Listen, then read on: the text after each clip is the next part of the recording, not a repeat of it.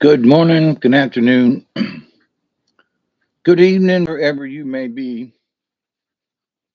I am your humble host, Mr. David Knoll, also known as Hawkeye Two Feathers, and I greet you with the love and the honor of the infinite creator.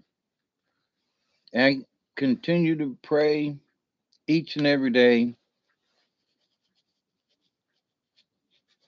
that each and every one of you will continue to learn how to accept and receive the knowledge, the healing, the wisdom, and the many blessings from the universe. Hey, Miss Chloe, can you hear me okay?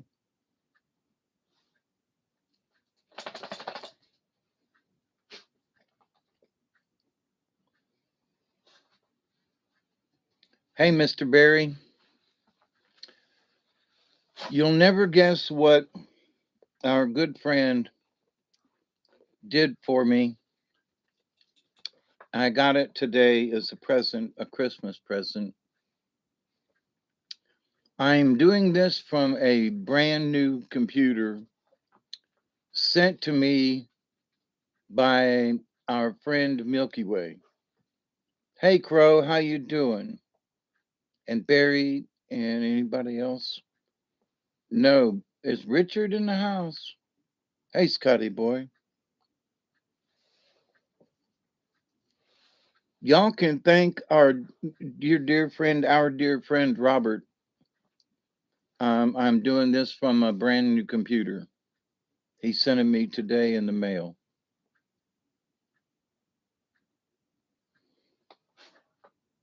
Oh, the crow is Richard? Oh, okay.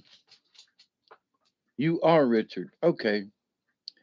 Do I appear really too dark? I haven't messed with any of the settings. This is my first opportunity of turning it on. I know. I'm like, when I opened it up, I was like, you gotta be, it's a little dark. Okay. It looks dark to me too.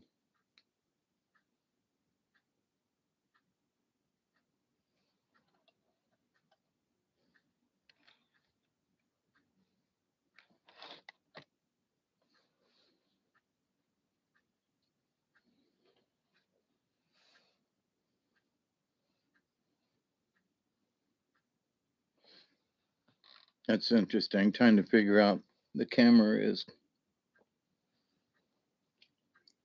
Yeah, now the camera is in my old camera that plugs into the USB. I did a little test before I came online. That's why it took me so long. I was doing a comparison between the um, the Logitech camera or the onboard camera with the computer. And the onboard camera isn't bad. I just can't move it around, So if like this one, I can move it over some, and maybe that'll do some more better with the color. Wait, it had good color there for a second. What happened? I think it's picking up my green shirt and turning everything green. That's interesting.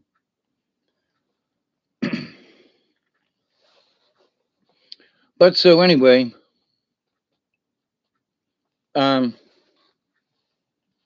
yeah, and I got a pretty decent bright light here too.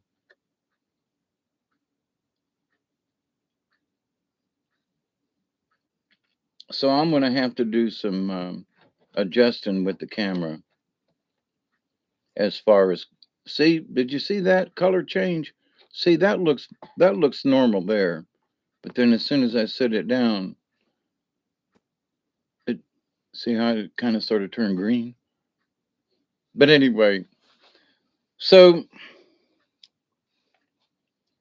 in doing my watching and reading and listening to podcasts and things, and Jesus ain't Jesus anymore, and this guy ain't that guy anymore, and this book ain't really any good anymore because they found another book that's older, and the pyramids are older than that, and this is older than this, and so it's like there are so many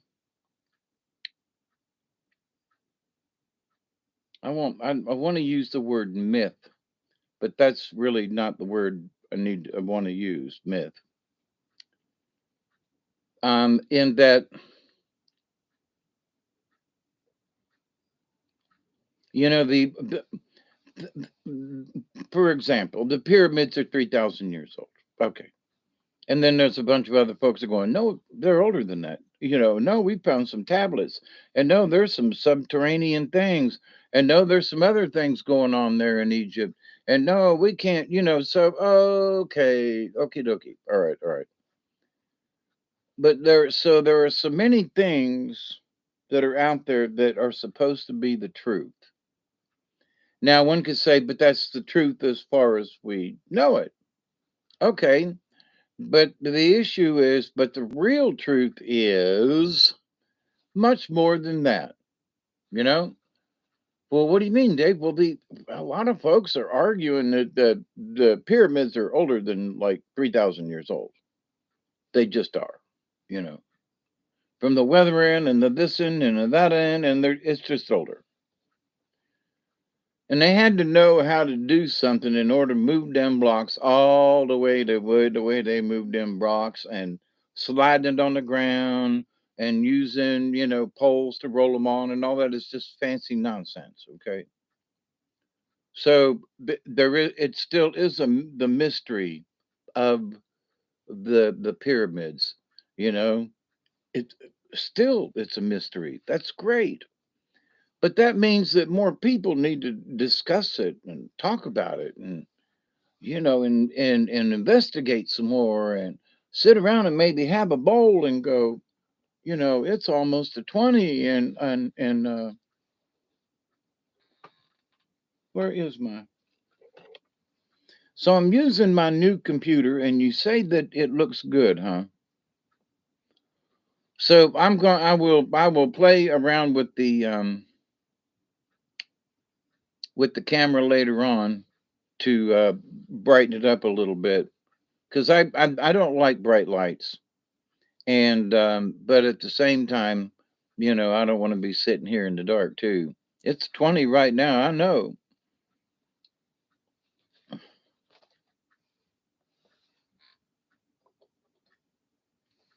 And I hardly did a 20 before, so but anywho, so and looking and reading at all this stuff around and watching other folks and what they're discussing and pulling them cards tonight seem to be like the right ones. Don't become like armadillo and roll up and don't come out because you're too afraid to face anything. And skunk is like, listen, you stand up to your reputation. Somebody's trying to steal your energy or to steal your power. It's like um and and and the wolf is the teacher, and so it's like, we got to bring that teacher out of us, and then and then owl's there to take a peek and to keep you from being deceived. So I'm like, those are some pretty good cards, you know. We don't want to be deceived. And folks will try to tell us the truth and we will be deceived. And so it's like let me add this little tidbit because I just have been keeping up. Poor Cliff High is getting beat up right now, right? Because the aliens didn't land. But here's the thing, several other people that have known Cliff for a long time, like Dick Allgaier was one because watched him tonight. And it was that, people want to say that Cliff High didn't get it. He said the aliens were going to land and the aliens were going to and the aliens were going to have a war and the aliens, and no, if you really ever listen to what he said, you've been listening to other people. What he said that there is a spike and it's the topic of the aliens is going to be here on this date. And guess what? Here we are. And guess what? There's whether they're aliens or not, they're pretend even if they're pretend what's going on in New Jersey, right? Even if it's pretend, the aliens have landed. So his spike in his data that he's been talking about for years, he hit it on the day. He hit it on the nose. Well, but the aliens are no, but there, and guess where all of there are lights over other places. But the idea that the drones or whatever are over New Jersey. Can anybody tell me why New Jersey is important in this?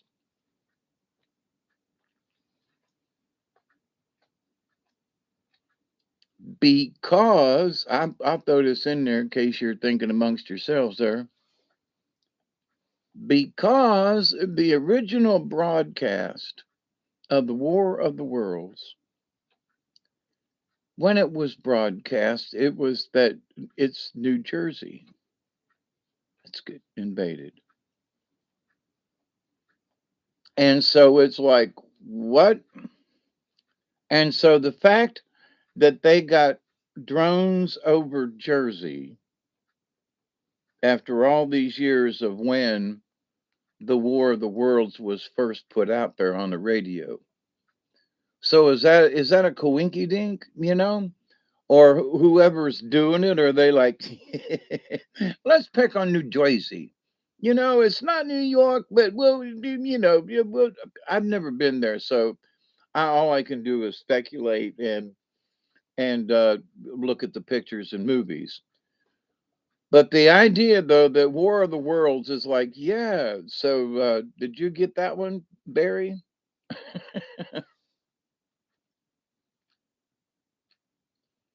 They're all shills, but what are they shilling?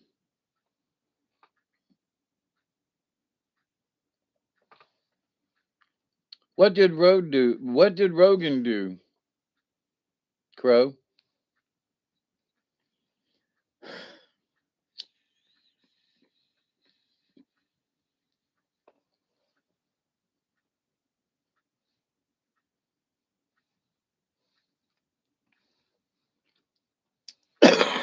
Inquiring minds want to know.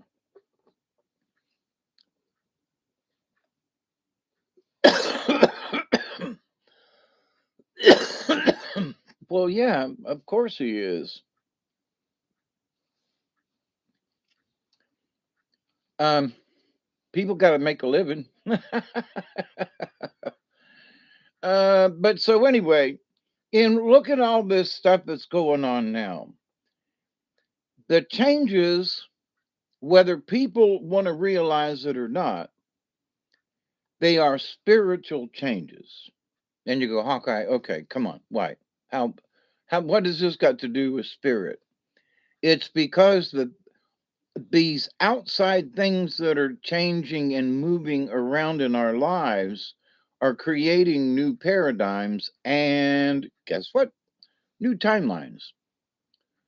So it's like, where would this timeline be if where would this timeline be if that guy hadn't shot that other guy, in New York City?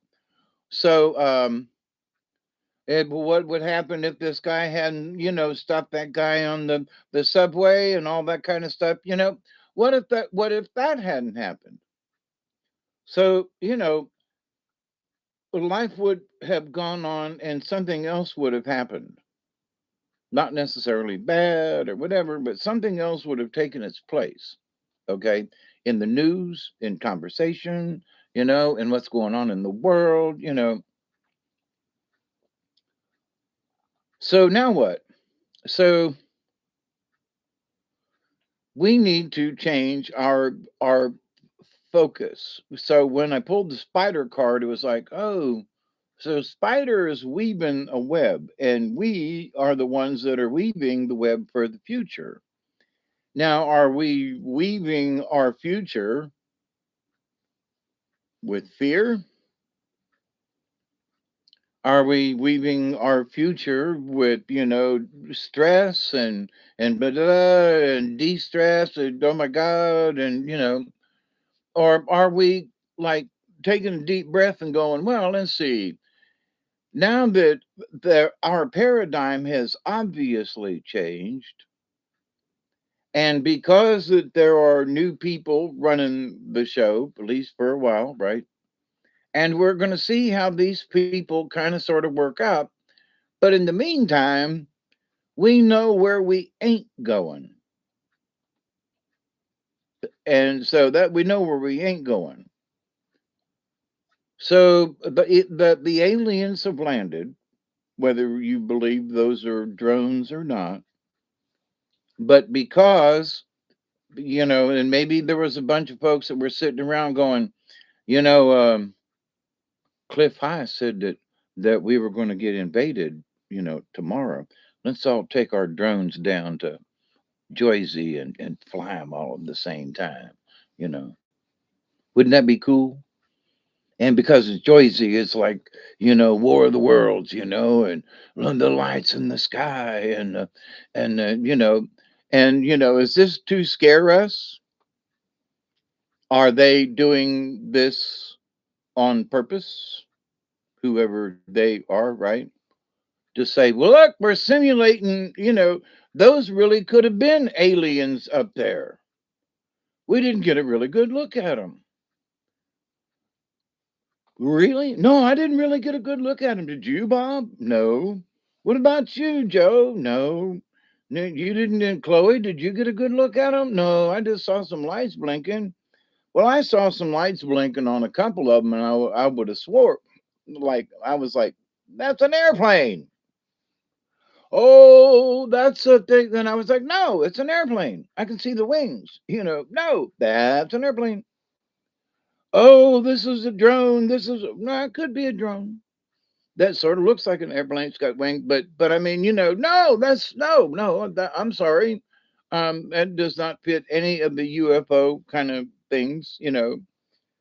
And if they are the aliens, they've got drones up there. They got guys sitting in the ship going, "Watch this, guys." Where'd them drones come from? The aliens. you know, is it the aliens? No. Are the drains? Are the drones the aliens? Maybe. Who's controlling them? Maybe it's the aliens that are controlling them. What? There were dragon. They be dragons. Yes. So why would you know there had at least 8 predictions come true? Then I could see, but otherwise. Oh, are you talking about Cliff? Cliff's had several of his prognostications come true over the years.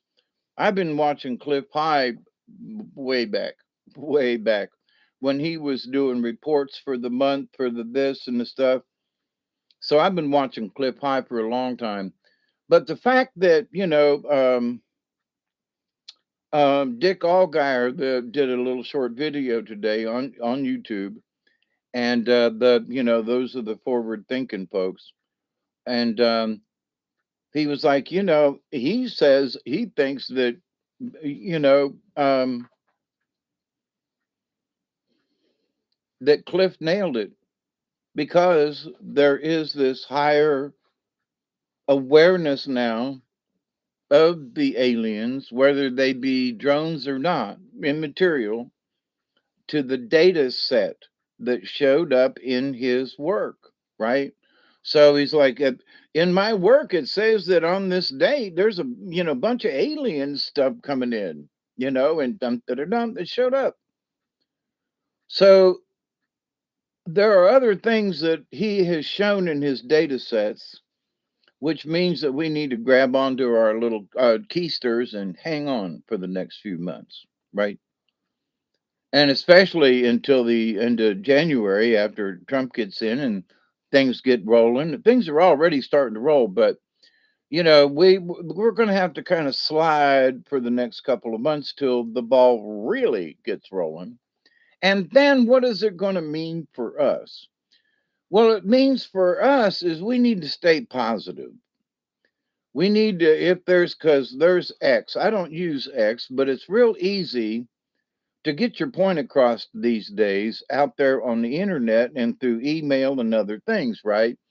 If somebody ain't doing what we think they ought to be doing, then guess what? You brought Richard back.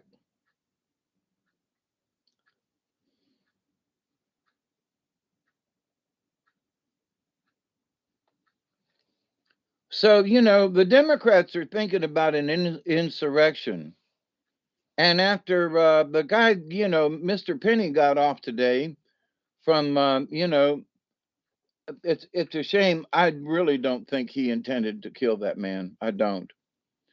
He wanted to subdue him. And um, I have worked around folks where you had to subdue some out of control, mentally handicapped people like him. Um, and I've gotten myself beat up, almost broke my arm, dislocated a shoulder, had my face rearranged by this gentleman who was having a fit, and we had to control him, and had to get him around the neck and in from behind, and all I could do was subdue him. Didn't choke him or anything, but I know what a situation like that feels like. And there's other people that are getting harmed. Literally, they're on the bus. He's kicking and screaming and gouging and trying to make the bus driver run off the road. We got to pull off the side of the road and get him out of the bus. We're doing this thing on the side of the road. And hey, Big Justin, what you doing? And so it's like, for this guy, he was just trying to subdue and to hold him down. I remember when I tried to hold this gentleman down. I still remember. You know, Wade Swinson is his name, and I don't know if he's still alive or not. But to the point, though, Wade was a strong man. A little bit taller than me, but when he got off his meds and things weren't right, this gentleman was a nutcase. And so I'm, like there are a lot of folks who are like Dan Bongino is like he should have never went to court. They should have never arrested him. That's another story.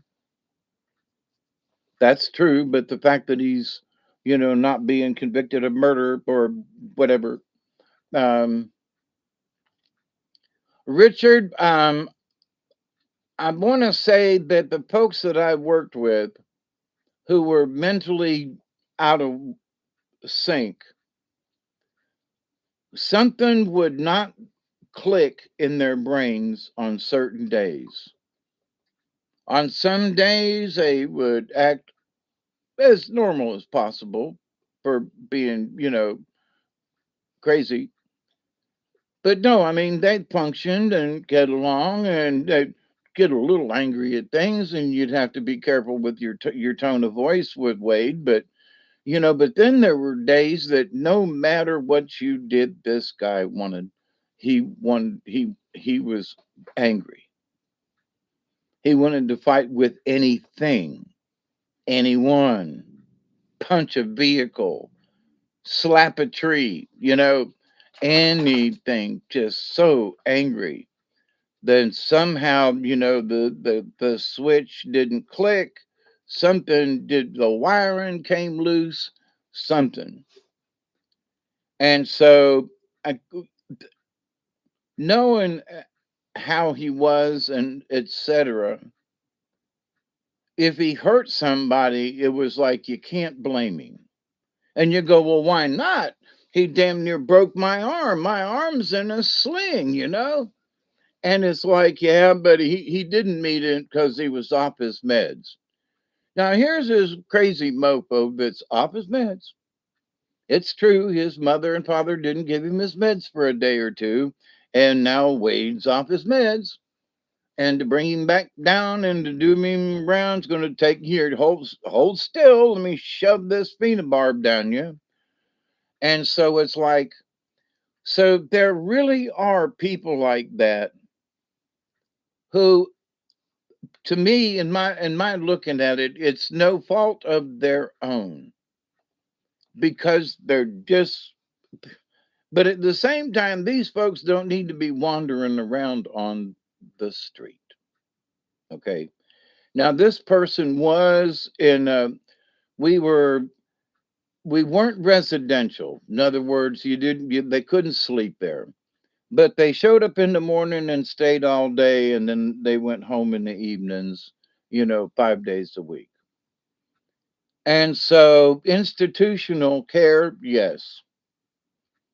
But when they go home, they're out on the street again. You know, when they're at home on the weekends, there is no one to really look after them. Mama's single. So she goes out with her boyfriend and gets drunk, forgets to give the kids their medicine. So they wake up the next day and they're hungover, and the kids like don't know. Say, "Mommy, give me my medicine." If they had that much sense, they'd take it themselves, right? So mommy's not really there. And then again, come Monday, the kid gets on the bus, and mommy's like, "See you later, honey," and ain't had meds in 3 days. Is that the child's fault? Is it the parents' fault? Well, she forgot. Well, I have forgotten my meds too, but to the point when it's somebody else's responsibility, but those people aren't always responsible. You know what I mean?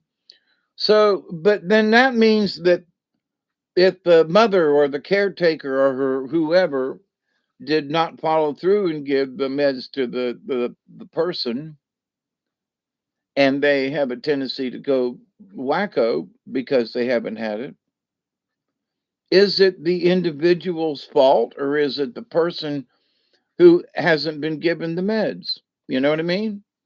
Is it anybody's fault that this person is mentally deficient and has, some contacts in there that are a little goofy, So whose fault is it? Do we take these people who are mentally deficient and shove them out the back of a C-17 over the ocean or something? A C-40, here, guys, get in the back here. Oh, what are we going to do there? We going to take an airplane ride. Really? I ain't never been on an airplane, Mr. Dave. Come on, it's going to be fun. We're going to play jumping, Jump on. Oh, that sounds like fun. Come on, get in the back of this big old airplane. Oh, boy, look at that big old door. Watch it close. All right, we're ready to go. And off the plane takes. And there's a bunch of folks in there going, "Cool, we go play jump 'em." Ain't that right, Billy? We gonna play jump 'em. All right. And where we at? We over the Gulf of Mexico right about now. Well, that didn't take long. Look out the window there. Hey, look, Billy Joe, there's the ocean down there. Yeah. You like swimming? Uh-huh. I always wanted to go swimming in the Gulf of Mexico. Really? Yeah. All right. Bzzz. Look at that, Billy Joe. He let the door down. Oh my God, look out there. That's the ocean out there? Let's play jump it. All right, everybody, come on, follow me. We're gonna jump in.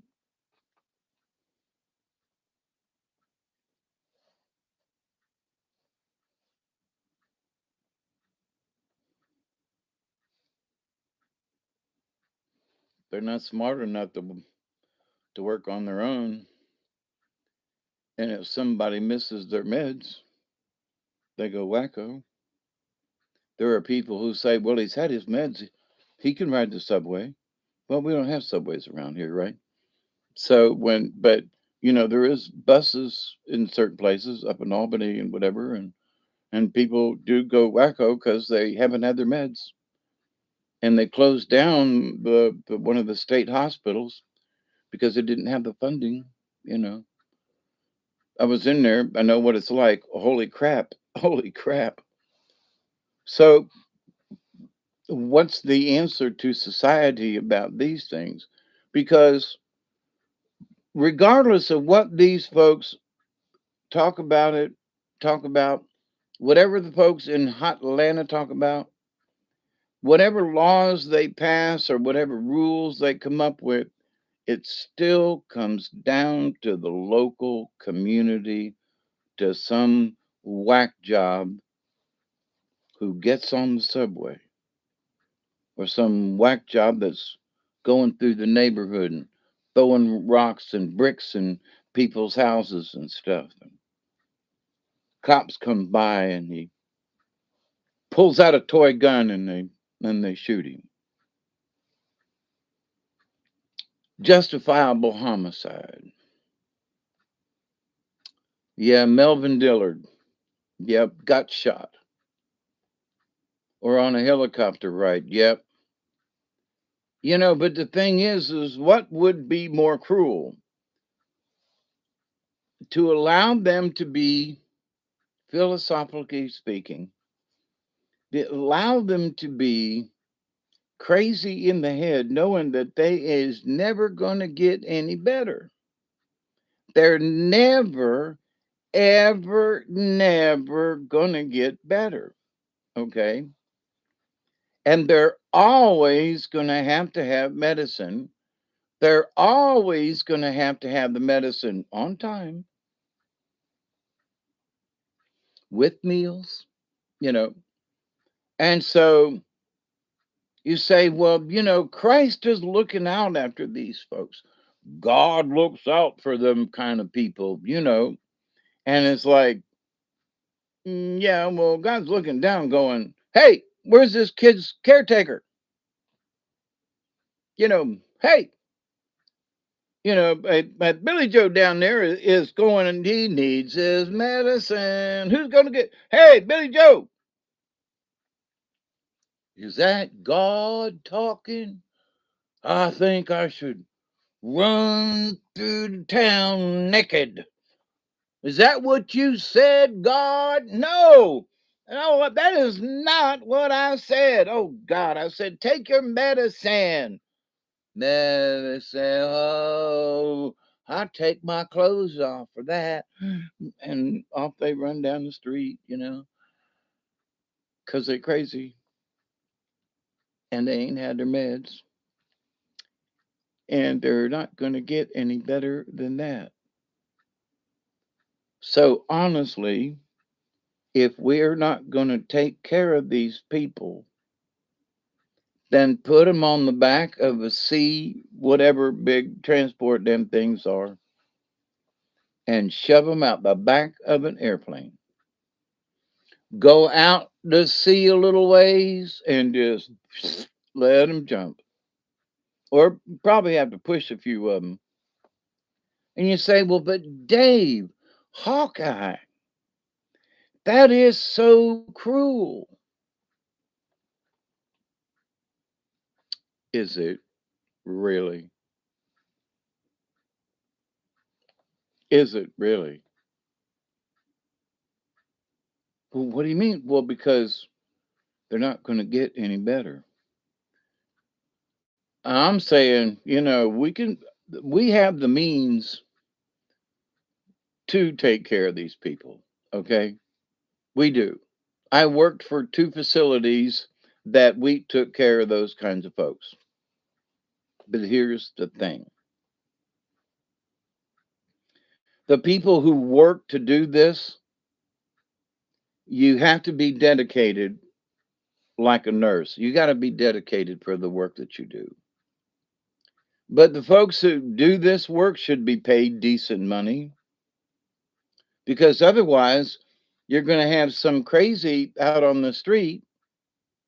Not that he wants to hurt somebody, but when he doesn't have his meds, he goes nuts. And so you want to keep them off the street and occupied with something. You don't want to lock them up in prison because that does not work. Are you're going to euthanize them? Is that your plan? Here, give him one of them, Vaccinacinis things.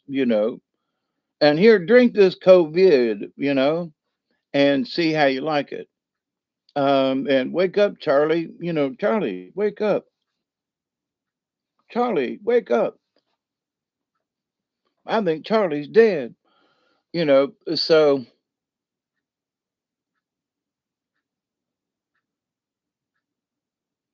and now that there are so many more people who have been injured by the El Jabo, and there's more information coming out.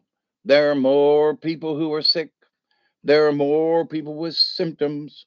What does that mean? That if somebody gets a heart condition because of this, then they're going to be like me in that they're going to have somebody make sure they take their medicines to make sure they're not that they're going to go off and go berserk because of their heart, but they could be having a heart attack driving down the interstate, and that could kill somebody, or something else, or the fact that they're dying early. Maybe they have a really important job, and all of a sudden they have a cardiac arrest at 35. Go, what? Wait a minute. So, and it's because of other things. So it's like, so what are we going to do? But that stuff's going to come down to the crazy people on the street, right? Shark bait. Yeah, seriously, Richard, I know it sounds cruel, but it's like, get it over with, and then chunk them out the back of the C-40, something.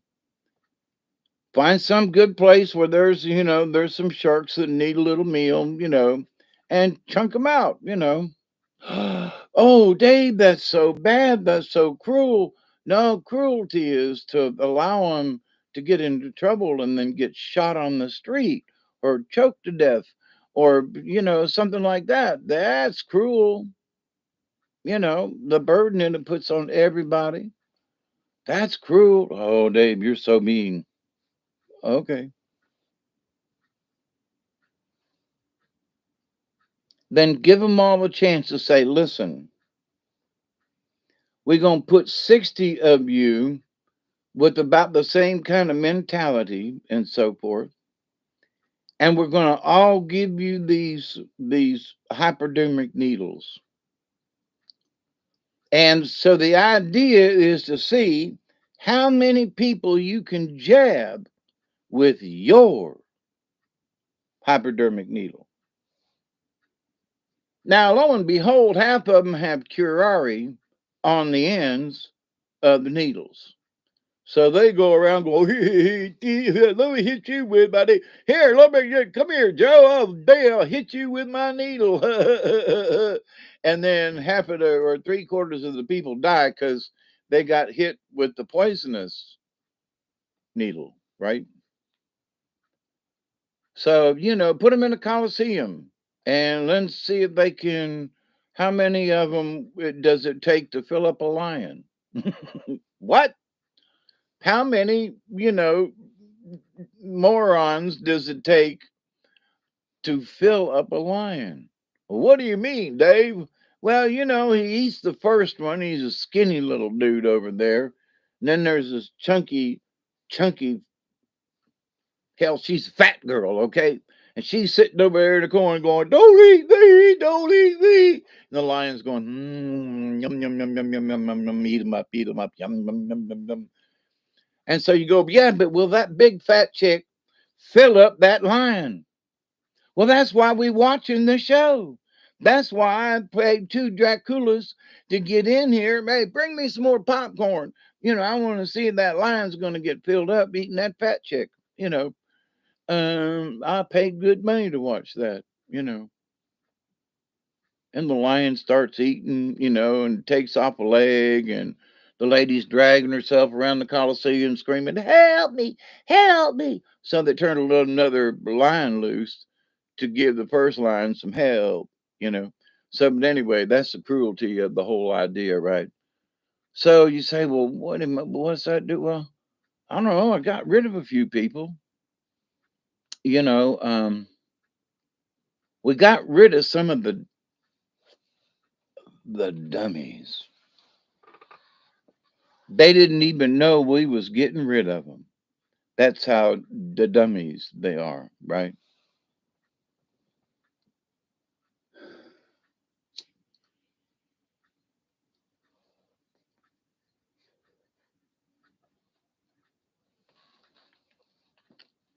Put them all in a submarine. Put a screen door, a screen hatch on one of the hatches and tell them to dive. And then when they get down to about 500 feet, tell them that, the first sailor that can find the screen door gets $1,000. And next thing you know, they're all undoing the hatches and everything. And I found it, as the water comes pouring in through the screen door and sinks the submarine. Never mind. I know that's stupid. But there ought to be some kind of stupid something. Can we help cure these people? If not, then we should, if you ain't going to drop them out of an airplane or nothing, then take care of them. Period. Take care of them. Well, this and that, and it costs too much, and the blah, blah, blah. Well, how much did that court cost thing to try that man when he was trying to just hold this gentleman down from killing himself and somebody else? Like I say, I've been in a situation like that 3 or 4 times in my lifetime because of my job. And it hurts when you get an elbow in the face, especially when you least expect it. Maybe that's what's wrong with my sinuses. but but the cruelty of it all. So the title of this is, what does is spirituality matter anymore? Well, you say, well, where's the spirituality in this? There was a semi crazy person. Now, I'm not trying to be rude. I could call them, mentally handicapped or whatever. We're just because I'm a crazy person too. I can use that word. I was in a mental health facility. It's on my resume. So there. So so there are these crazy folks who seriously cannot function on their own, at least not for very long. They can do a little short-term stuff, and they can get along with some help, but they really can't do it on their own because they'll forget their meds, something will happen. And so what if unless you've got some better idea, then you got to learn to take care of these people. Now, over the years, the state of Georgia, because that's where I worked, the state of Georgia has had some pretty decent plans. But because things change, they closed the local crazy house. They've centralized things, or it's overcrowding.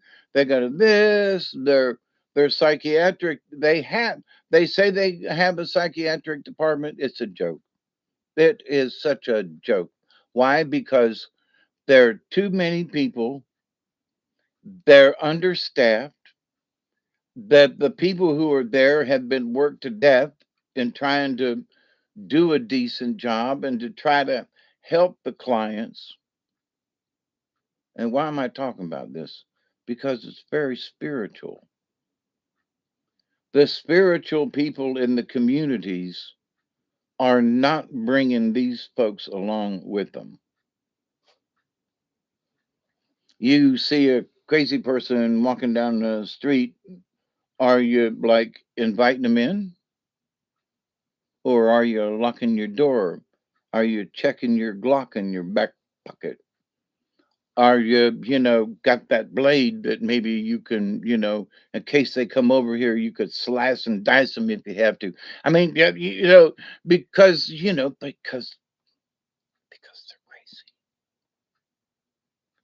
crazy. So, hey, come take care of this person.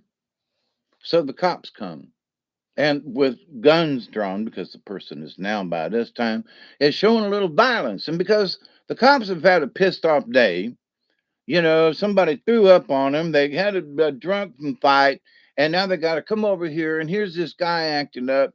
And so he's like, well, did he say he had a gun? I don't know. So next thing you know, they're whooping out the guns. The next thing you know, they want to be taking pot shots at this guy.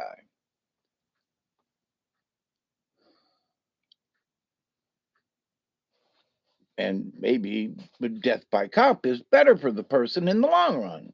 Oh, but that's so cruel. But is it really? Is it more better to allow this person to continue to live in this state of gonna never be cured of it, to live in this state of being this spiritualness which has been twisted in their head? Okay. Their spirit may be in there.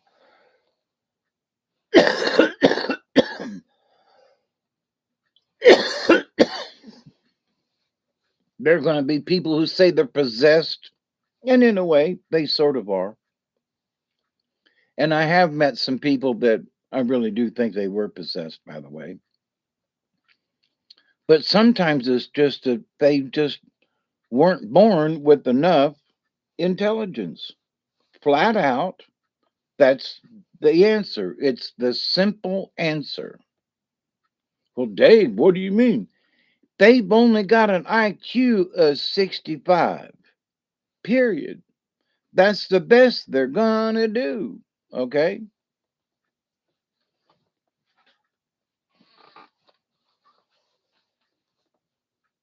Now, years ago, when I was first into this stuff, there were some bills and things who were like, and this started back in 100 years ago, by the way, that they were going to, cut gentlemen's, gonads off and tie up little girls and women so they couldn't procreate at all and create more crazy people. Well, since that time, there have been drugs and other things that women take that has messed up their gene pool, has messed up the fetus inside, has done other stuff, you know, and foods and vitamins and injections from doctors to give the mother to help with their pregnancy. And a friend of mine just had a baby last week, and a 7 pound 1 ounce boy.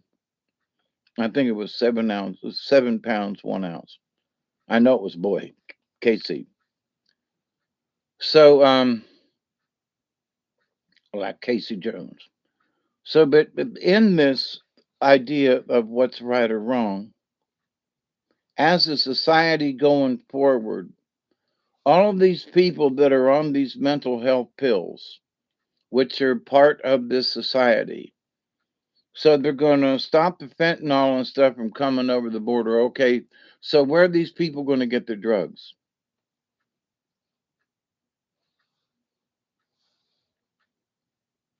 What? What did you say? Where are these people going to get the drugs?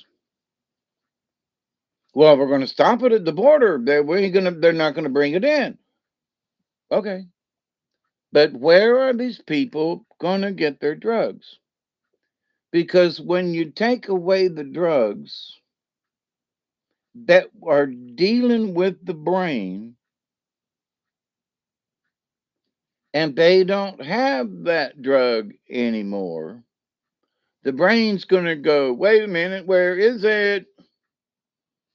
So now you got people who are strung out on drugs, but at least they know where they're at because they're on fentanyl. You take the fentanyl away from these people, then what happens? Well, we cleaned up the fentanyl problem. Did you? Now, my thing about this is, does it matter about the spirit anymore? Does it matter? Well, to me, in this idea of the spirit and with people, does it matter? Oh, we're going to get rid of all of the, drugs come to cross. Great, great, great, great, great, great. Give them a joint, you know. But great, no more of this stuff. Going to clean up the streets, right? Right. But what are you going to do with the people? Because you're going to take away that drug and they're going to need something to replace what ain't there now.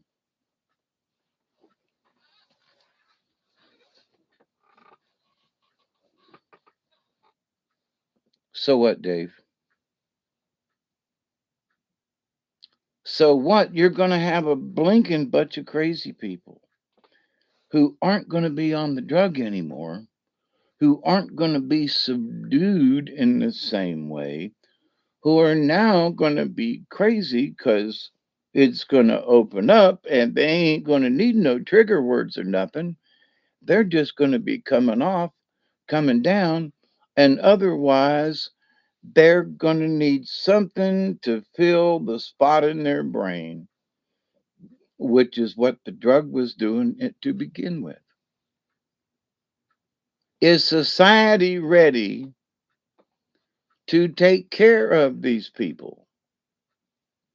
And you ask me, you say, well, Hawkeye, what's this got to do with spirituality? Because the the amount of crazy energy that's going to be turned loose because the drug is going to be withdrawn.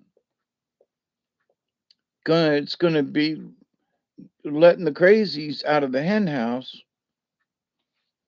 spiritually. So maybe this person was taking this drug because of something, something. Okay, you take it away from them, and now they got to have something because they still have the same problem. Their brain still has the same issue. Their body still needs that thing. So then they're going to go crazy because they don't have what they have been having. You know what I mean? So let's take away the drugs. But are they thinking past that nickel? You understand what I'm saying?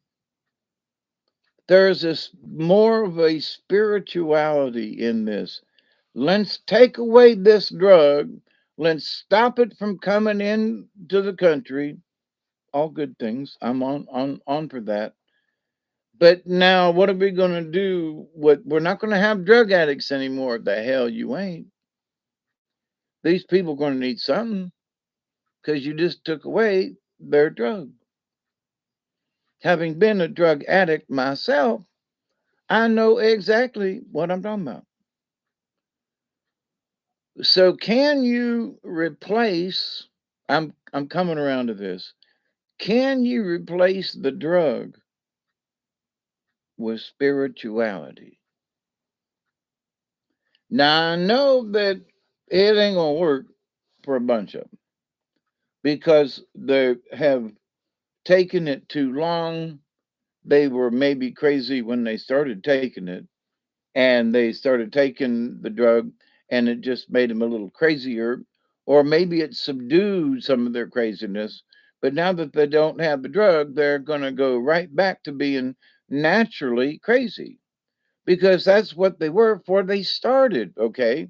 Not trying to be rude or crude, it's the truth. This kid's got an 80 IQ. Wow, no, wow, and you want him to drive a semi? Okay, if you insist. And so we don't have those kind of jobs for those kinds of people. So, but it doesn't mean that they're worthless. I've worked with folks before, and you can teach them things, but you got to be there. You got to stick with them. You don't have to hound them, but you got to be on them. You got to say, If they wander too far, they're off the reservation. I mean, in their brain. So here are people who have been using this fentanyl, mostly other drugs too, to change and alter their perception of things because they needed to run from whatever it is that they're taking the drug for.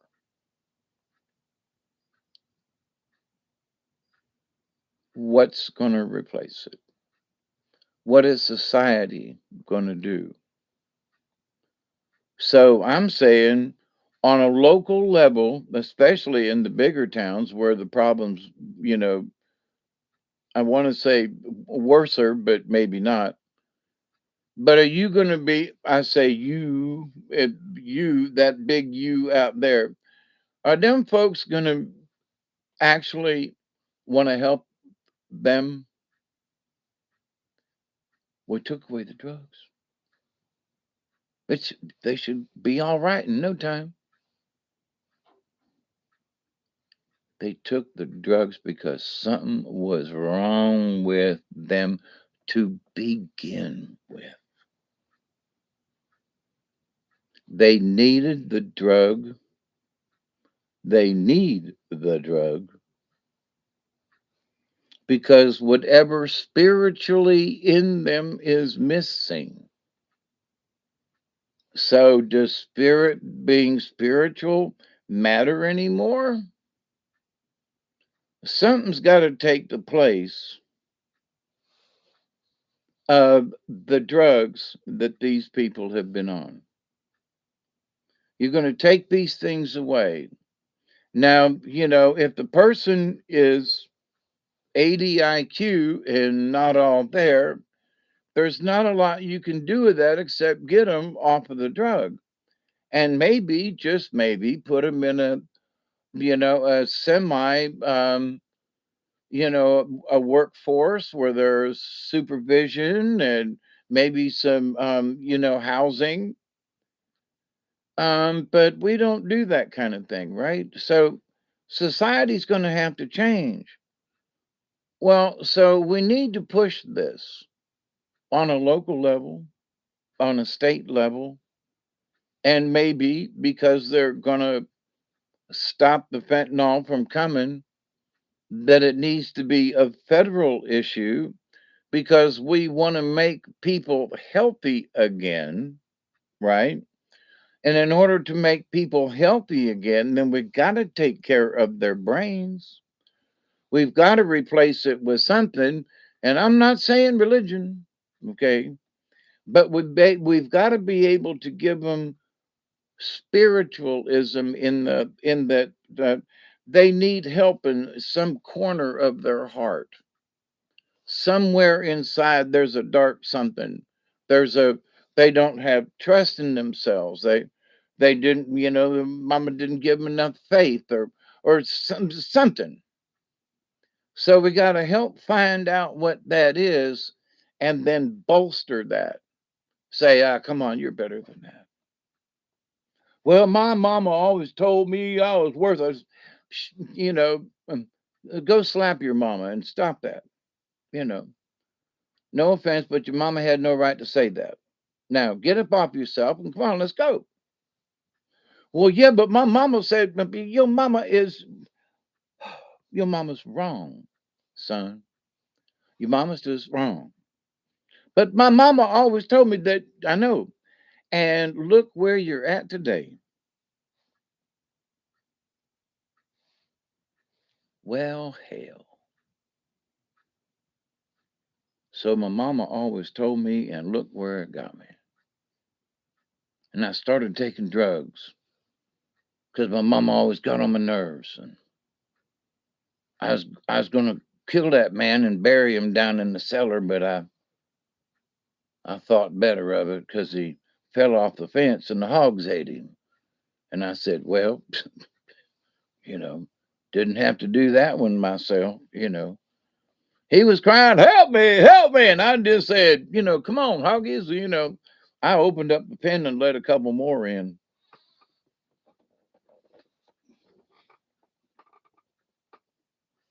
I know that's just plumb morbid. The Walking Dead series pointed out something. The humans are worse than the zombies. Yep. And is it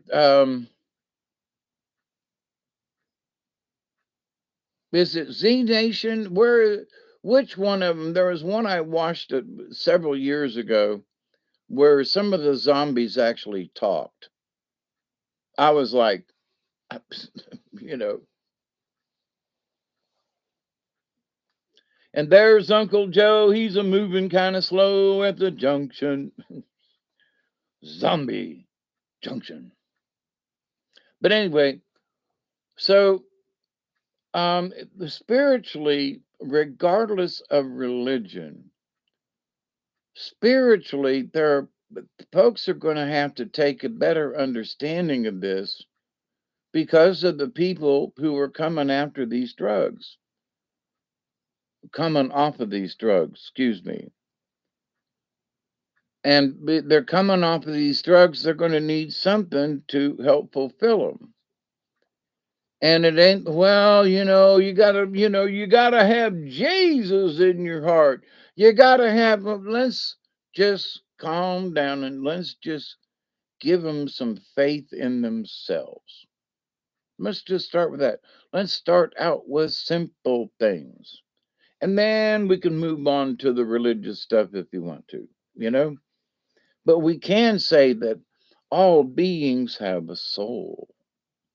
Even birds of the air, they sing a sweet tune, All things have all beings have a divine energy, and that means so do you.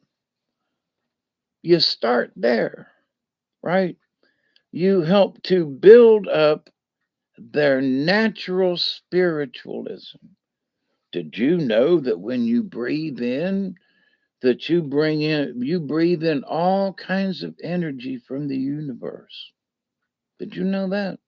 And it's true because, the air is made up from things, and, the air is actually made up of dinosaur farts. Did you know that? You know, oh, yeah, dinosaur farts. Yeah, no joke, And toe jam football, toe jam, yeah. When the sun hits that toe jam and it vaporizes, it's in the air, you know. There's a bunch of stink that's in the air, and we just don't that smell good some too, Down on the farm, you can smell that manure. And what's that got to do with spiritualism, Dave? Because if you live down on the farm, there are things like smelling the hay after it's mowed and different things. And it's like those things are sensual and that help bring you to feel how, at least to me, when I'm outside and Duggar's out and you sniff at the air and it's chill in the air, and how nice it is and the air and crispness and how good it is, there's a spiritualness to that. And you need to help folks to reconnect with that simpleness of it, right? Because these people are going to be nuts. They were already nuts when they first started taking the drug. Remember that. Cause and effect. I'm an ex drug addict, you know? Talk to me about it. You guys is over here and some of your methods, they don't work. Here, take this pill. No, don't take that pill. Yeah, I got a blue pill right over there. They take this pill, Dave. It will help you. Take that blue pill right there. But I don't. I think I'm doing okay. Take the blue pill. So last week I took the blue pill, and it ain't that kind of blue pill. So for 3 days it wasn't too bad, and on the fourth day last week, the day before Thanksgiving, ruined my weekend. Take the blue pill. Mm-mm. Nope, sorry. So there are some folks that are going to need to take a blue pill if they ain't taking the bentonol, something, whatever. They're going to need to take some kind of pill because they're going to need something to fix the trigger. Wade Swinson had to have his phenobarb and he had to have this other one. Otherwise, his brain went clickety click. So they tried other medicines, they tried other, things. Nope, went back to the simple, but you mess up a dose or so, he's going to be nutso. So what do we do? Well, there's going to need for some people to be hired who know how to deal with this and not just on a um Joe, I got 15 minutes. Now how you doing this week? Have you been taking your meds? Well, Mr. Johnson, I don't know. I I think I'm taking my meds. They got them in these little things with letters on them, and I think it means the days or something. They say take all the pills in that one that's got an M on it. Okay, so I did, and I was sitting around on the M day wondering if I should go ahead and take the 2 days. If I took them ahead of time, I'd be early, and then I'd be, well, next thing I know, thing was upside down, and I took the W. I thought it was an M, so I took them too. Do you mean to tell me you took 3 days worth of medicine? Uh huh. I think so. I cleared out three of them their cells. All them pills was in them. I took every single one of them, and I took the one of them I had to take with met. I had the food, so I made me a hamburger. Good, good. Holy crap! He's taking 3 days worth of meds. Holy shit! Do we call an ambulance? I don't know. He's still talking. But so there's going to have to be people to monitor these folks. You know what I mean? Because things get away from them. And even though they're well intended, I got an IQ of 85. I came up 5 points. How you? Is it really 2020? I got a little piece here I can stick on top. So the camera and the sound's still good, huh? I want you all to thank Robert V. This is a really nice. I don't know what kind of computer it is, but it's thin. It's lightweight. It's got a nice layout. It's got windows, loaded on it and all this stuff. The picture on it is very clear.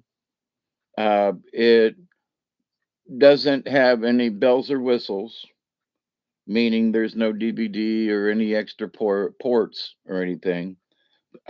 I'm not complaining. I'm just making comment. But you all thank him for my new computer. And now maybe I can tear up this other one and not, because I was worried about if I really went in and wiped it all out, that I wouldn't have any of it. So I was kept using my cell phone, and now he bought me this really nice. It doesn't say how big the screen is, but it's as big as the other one that I have. So greetings and blessings, right? And I'd send him some of this, but he doesn't smoke.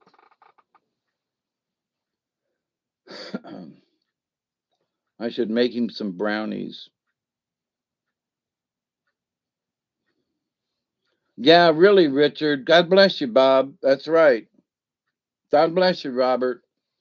When I opened up the box, he sent me a message and said, "You should be getting a package." And he has sent me books and stuff in the past, right? So we could tell stories and I could read them and all.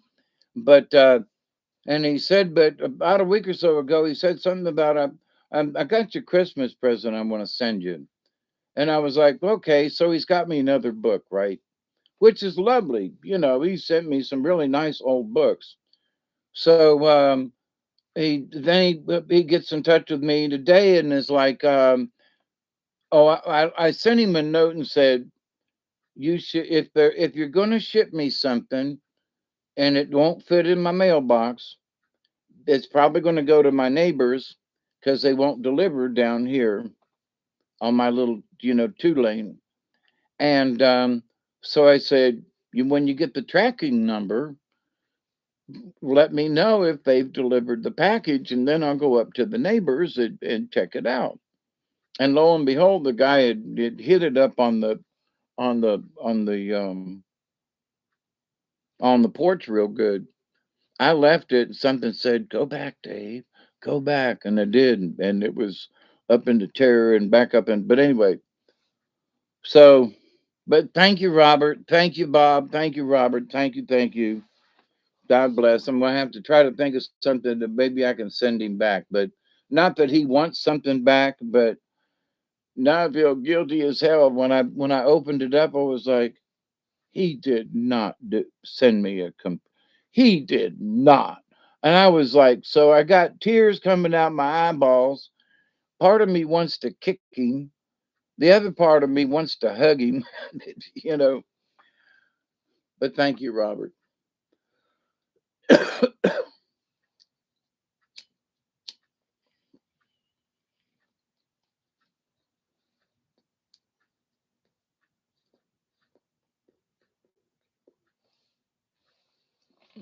So, but anyway, so the spiritualness of things. So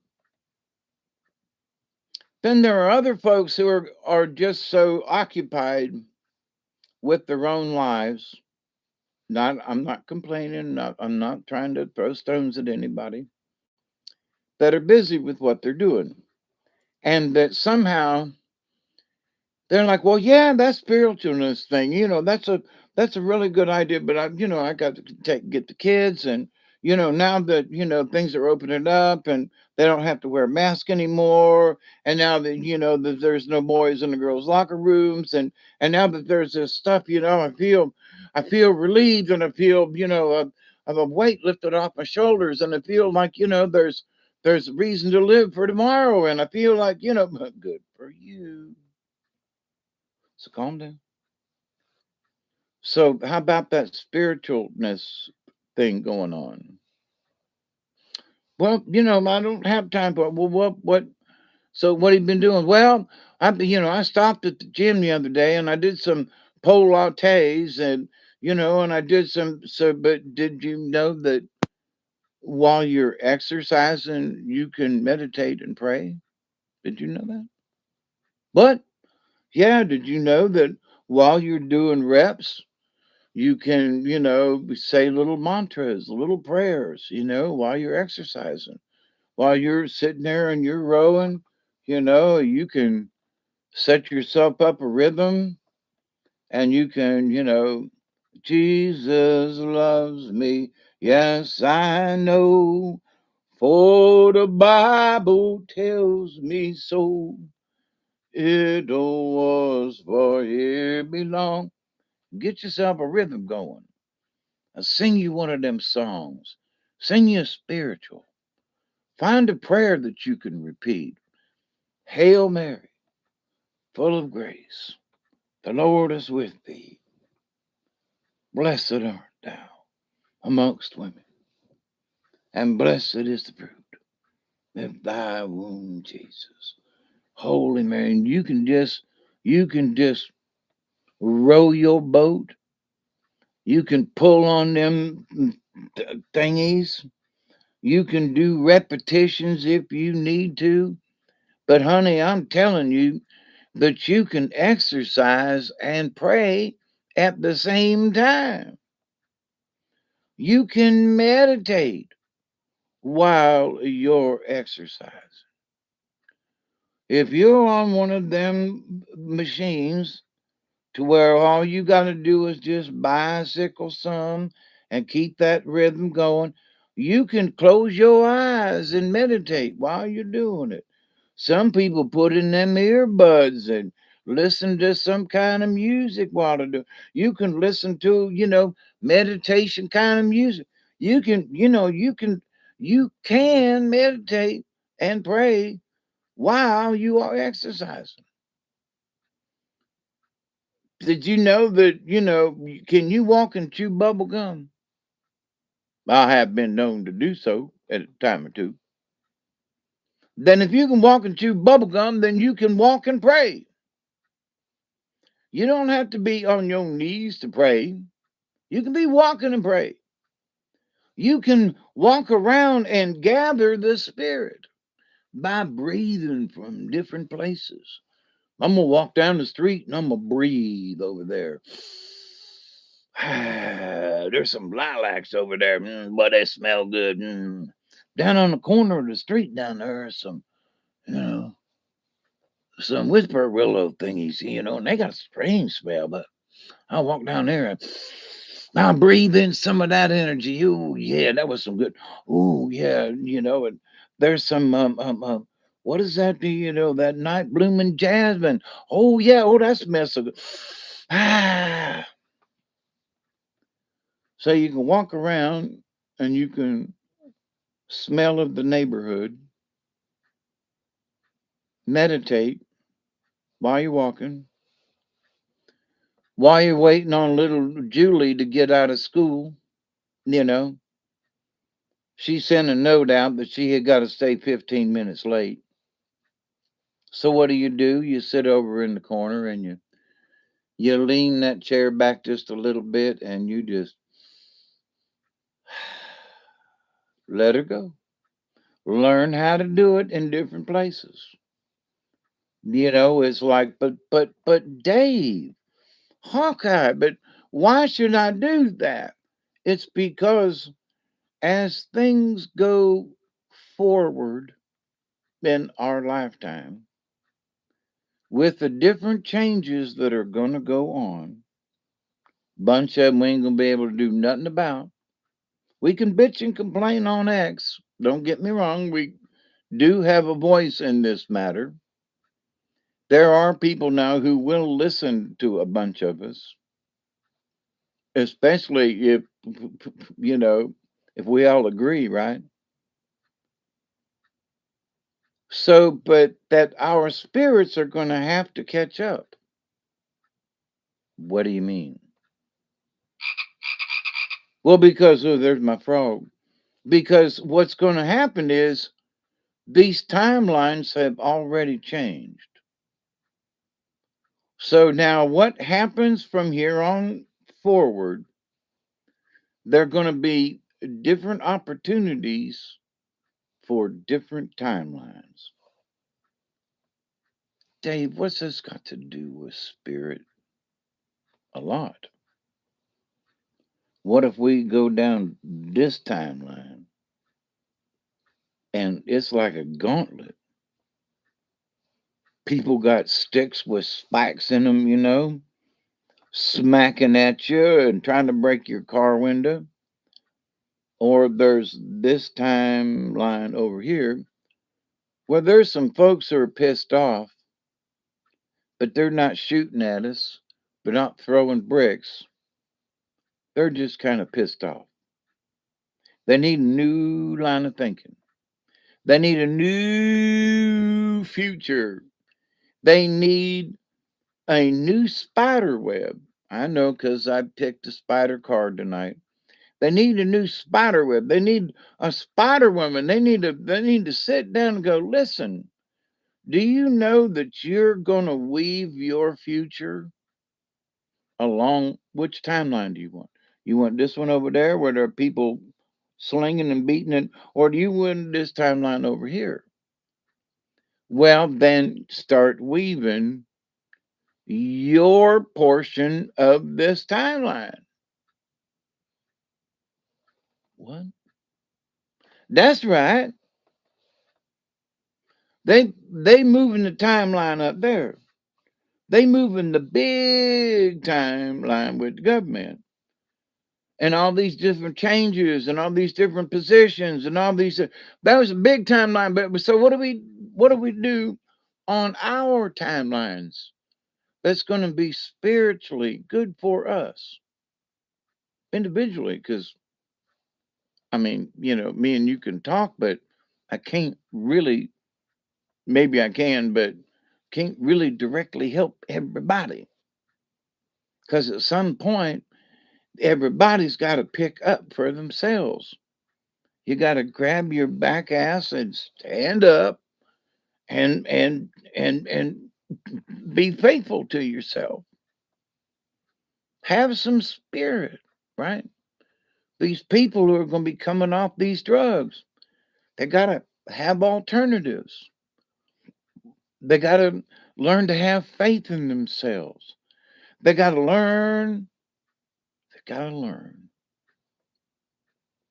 Pull the wolf card. Teacher.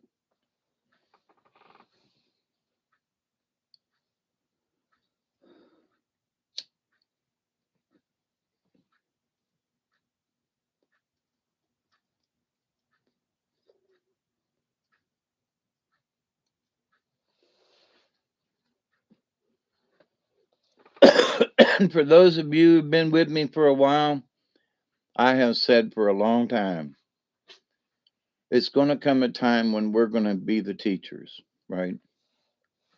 We're going to have to be the ones to help supplement and help get some of these fools over the hump. And here we are. So, but going forward with this, there are some folks that are going to go, "Oh my God, this is going to be a chore. Holy fudge, man! You talking about this and how many people it's going to take, and it takes a village, and son of a bitch, and you know, listen." If we take that kind of attitude right from the start, that's a crappy attitude, right? So, what we need to do is go, okay, the timelines are changing. We are not headed down this train track over here going to God knows where, but none of us feel safe to now. I feel safe to where I'm riding in the dining car waiting on a sandwich, and I feel so comfortable. I'm going to pull out my chessboard and play chess. Because if we was bad railroading, the chess pieces would fall off the board. That's no good. So, but the train is riding so good. I feel so comfortable. My spirit feels so good. I'm going to pull out my chessboard on this raggedy old train because I trust it. So, my new plan is to play chess or checkers or cards on this rattly old train that's been going down the track. And now that we know that we're going to be heading in this direction, at least, people in the dining car are going, "Bring me another bottle of beer, Joe." They're going to celebrate, right? And that's how we sort of feel. And, riding in an old train in the old West, rattling along and rattling and looking out the window. Look, there's some beefalo out there, They're eating some of that there sage grass. Don't eat none of that loco weed, buffaloes. you know. So they're riding along, and I'm sitting in the smoking car.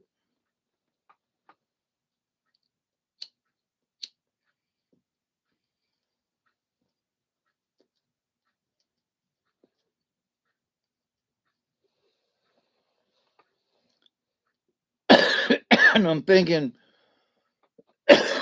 well, it used to be back in the day. Well, this train's going to California. You know, I'm going out there to strike it rich. And now the story would be, man, this this train's leaving California. I'm going to the east to Stragging Ridge. So but there's still a train. There's still a track. There's the direction has changed and the destination has changed, but there's still alternatives and there's still faith and the track's still strong and the train's running good. You know what I mean? You go, well, I went over there, but time to fish my way back. So after 55 years, 60 years of observation, because I'm 72, right? And I see what's going on now, and it's like, I wish my back was in better shape. I would love to go out and get a job and do some stuff because there are so many people who are enthusiastic now. Whether you, but and I do think it's the MAGA attitude. Let's make America great again. There ain't nothing wrong with that. So, and there are people who are sitting like, come on, let's go. I'm ready. What should I do? Well, start in your neighborhood. Well, what do you mean? Well, I don't know. I don't know where you live. I don't know what's going on. Is there an old man or an old lady that lives anywhere in your neighborhood? I bet you there is one or two or a bunch. And have you introduced yourself? Man, have you offered to just go sit on the front porch to just take some tea and just go over and sit on the porch with them? You got a few minutes and you just stop by. Hey, Miss Jones, how you doing? Yeah, I guess I'm doing okay. Is there anything you need? No, not at this minute. And so what she needs at the minute is if she just sitting up there in the rocking chair going like this, she might need a conversation. Just saying. She might not know she needs a conversation. But you go up there and say, so Miss Jones, you don't need nothing? No, I'm okay. What the fudge you stop here for? Well, I thought maybe you needed a conversation, and I was just in them to move the conversate. And so, maybe I'd come over and maybe you have it. Ain't the weather been great? What the hell you talking about? You bothering me up here on my porch. And next thing you know, you're having a conversation. And the next thing you know, that you've broken the ice. And the next thing you know, Miss Jones is like, hey, and now she's waving at you as you go by when you're walking down the street. So you can change people's opinions by the acts that you do. And so because Spider was in the cards, and in a positive way too, it's up to us to weave our future. And, Armadillo was saying, don't be hiding. And Wolf was upside down, the teacher. Don't be hiding what you know. Don't be hiding your teacher stuff. You have the ability to help and to teach somebody along just a little bit. Just a little bit. That's our jobs. That's how it's a pat on the back for somebody who maybe just needed to be interrupted. The little old lady on the porch who was like, Lord, what the hell you want to talk about? I just wanted to come by, Miss Johnson. Well, so you come by. Now what the hell you want? Well, it's just a nice day and, but want me to get you any some tea or something? Is there anything in there? No, hell no. Leave me alone. I don't mind. Why'd you stop by for me? But you go, well, I just stopped by to bother you and to see if you need anything. And, you let me know now. I live just down the street. But now that little old person is sit there and go, that she come by here and rile me up. She come by and that's all she ain't had nothing to do, or he. And now that you interrupted them for a couple of minutes, now all they got to do is bitch about the fact that you stopped and interrupted them. And you go, well, Hawkeye, what's that? What good is that? You gave them something else to do. What?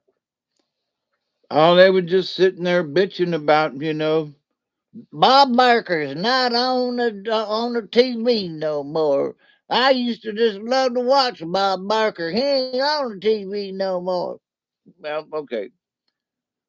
So, yeah, it's been a few years, but yeah, Bob Barker, he might still be alive, but he ain't on TV. No, That Price is Right. That door number 3. I always liked that door number 3. Yeah, yeah, okay. So, and that Vanna White, she knew how to open them drawers. Yeah, but okay, all right. And so that's all they got. Everybody, that Bob Barker ain't on the TV no more. Yeah, I know. But now you stop by. That stupid that girl come by and bothered me. She just come up here and just started yapping at me. And now they got something else to break their mind up. Something got in there. Then they forgot about Bob Barker for a while. And maybe they're going to look out onto somebody walking down the sidewalk and they're going to be thinking, now I wonder who else is going to come up here and try to bother me. Wayne! Wayne! What's that old fella down the street and he's always calling Wayne? Is he talking about his wiener thing? Wayne! Sprinklers are on, So the future of our spirituality as a collective, okay? So a lot of information about how we're all going to move into the fifth dimension. As you've heard me talk about over and over and over again, we got to go through the fourth. We have to learn what's going on in the fourth. We cannot just slide into the fifth. It is not going to work. We might slide in and drink a fifth, but we ain't going to get to the fifth, anyway. So I was listening to some other folks, as I'm apt to do, and one gentleman said, folks don't realize it, but we're sort of in the beginning of the fourth dimension now because we're talking about aliens, we're talking about higher dimensional things, we're talking about machines and AI, and we're talking about this, and so people are more awake now, and it's different. Okay, absolutely. But that means we're going into the fifth dimension. No, it don't. Because there are a lot of 85 point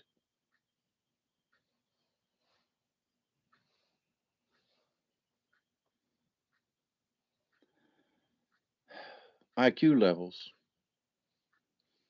It's not their fault. That's what they got. Lucky Stone, hey, what's up? Don't forget to get your pet spayed or neutered. That's right.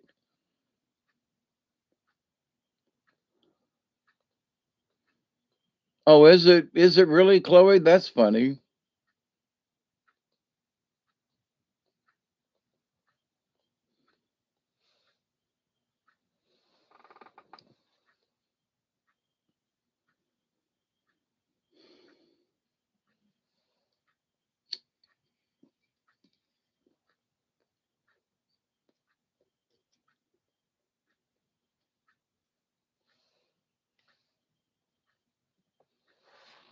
Bob is 29.95. That picture right there. That picture is 29.95 down at Walmart. Now, if you go over to Costco, it's 18.95, but it doesn't have a lid. For some reason, they're selling them without a lid. What good's a juicer without a lid? That's why they so cheap. Ooh, sparks. So, but the spiritualism. So, for those of us with an IQ higher than 85, if we know what that even means,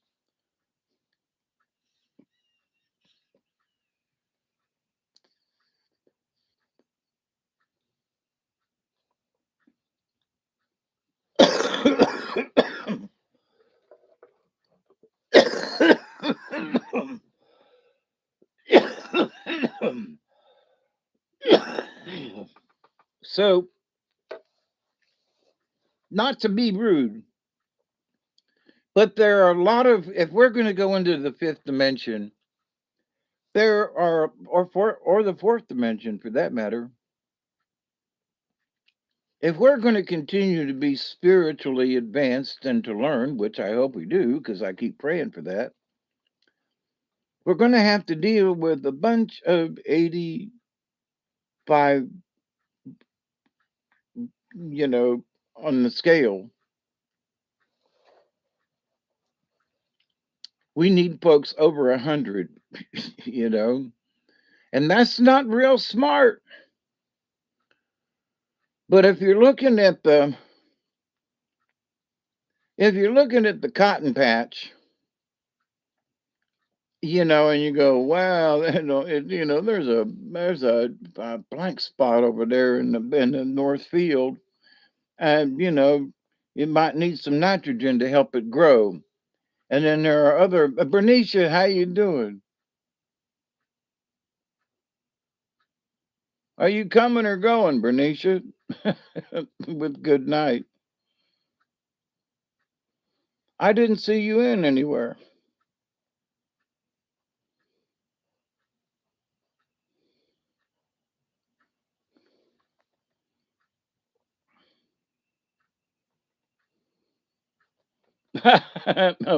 Okay, I was like, wait a minute now. I've been paying attention a little bit. This is my new computer I'm doing this on.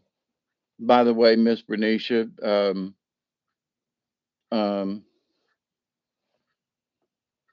mm,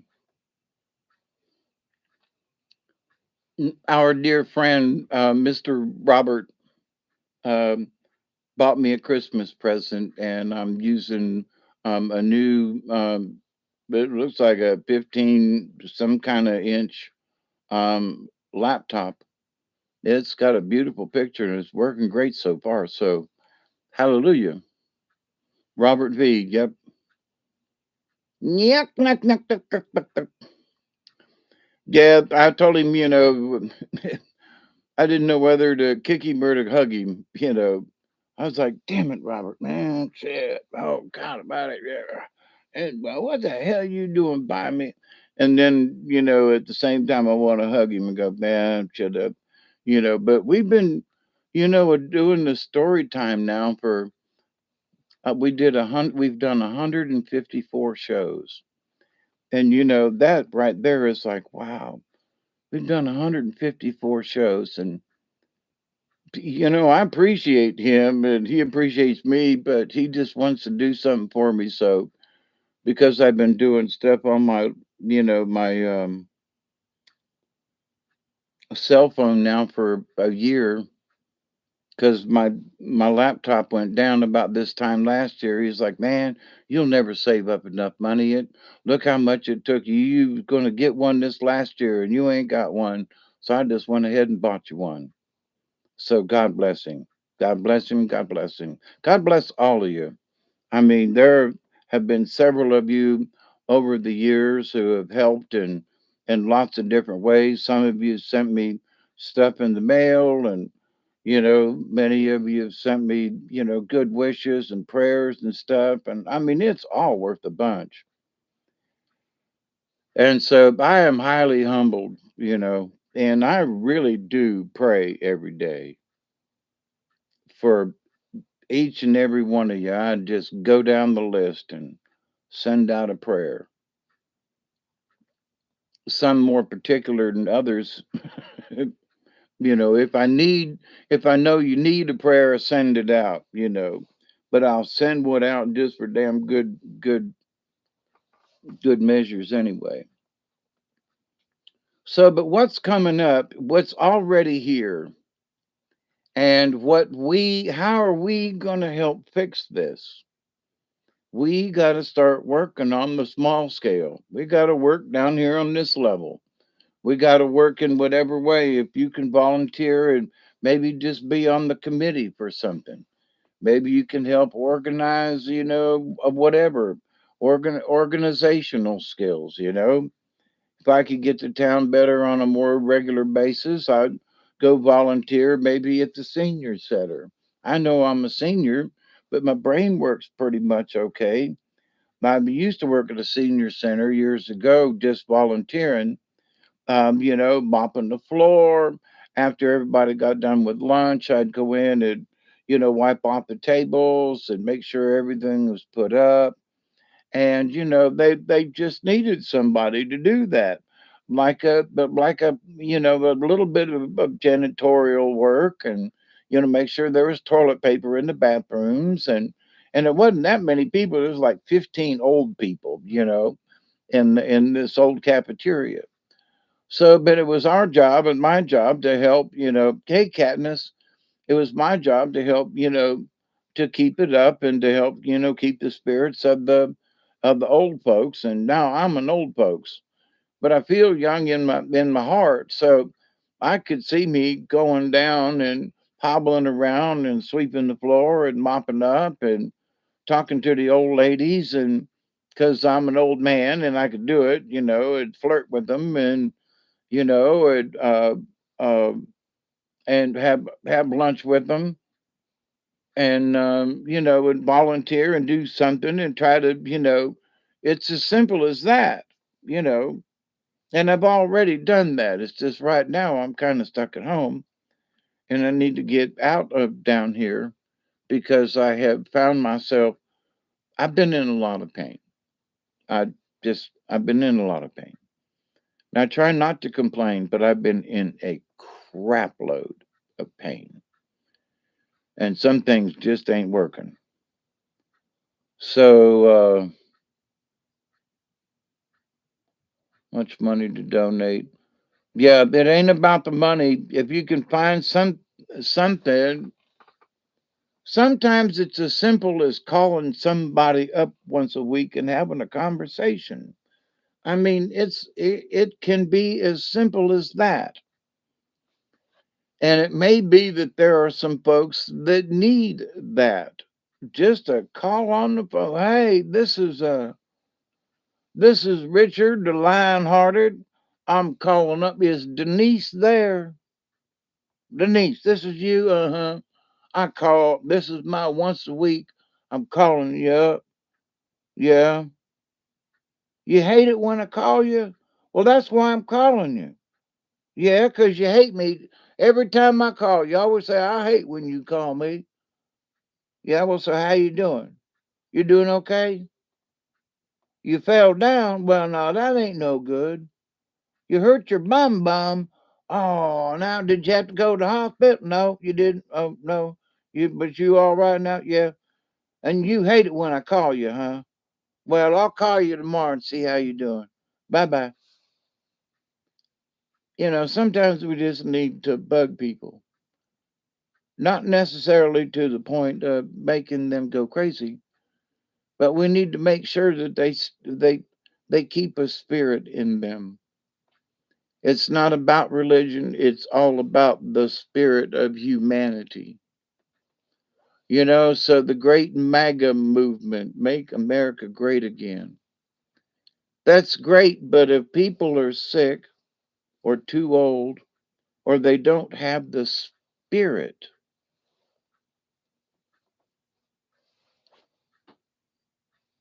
well, there's the up there in the mountains, water come down the side, took out a friend of mine's house, filled her cabin full of mud, 2 feet deep. This is a true story. Almost killed her, almost wiped her out. And now that you know the help that they're trading each other up there in them hills, and now you can't put in a tiny home. Now you can't put into this. Now you can't do that. Let them people put what the hell they want to on it now to get their lives straightened back out. You can worry about whether or not it's acceptable later on. Give them people some tiny houses, set them up there, give them a little bit of modicum of, of stability, and worry about whether or not it's legal or not, whether or not, it's on the floodplain. Well, obviously, but that's where my house was. My house was right there for 100 years. And I want to put my tiny house right back over there where my house was. And you say I can't do it. Let them do it. Let them do it.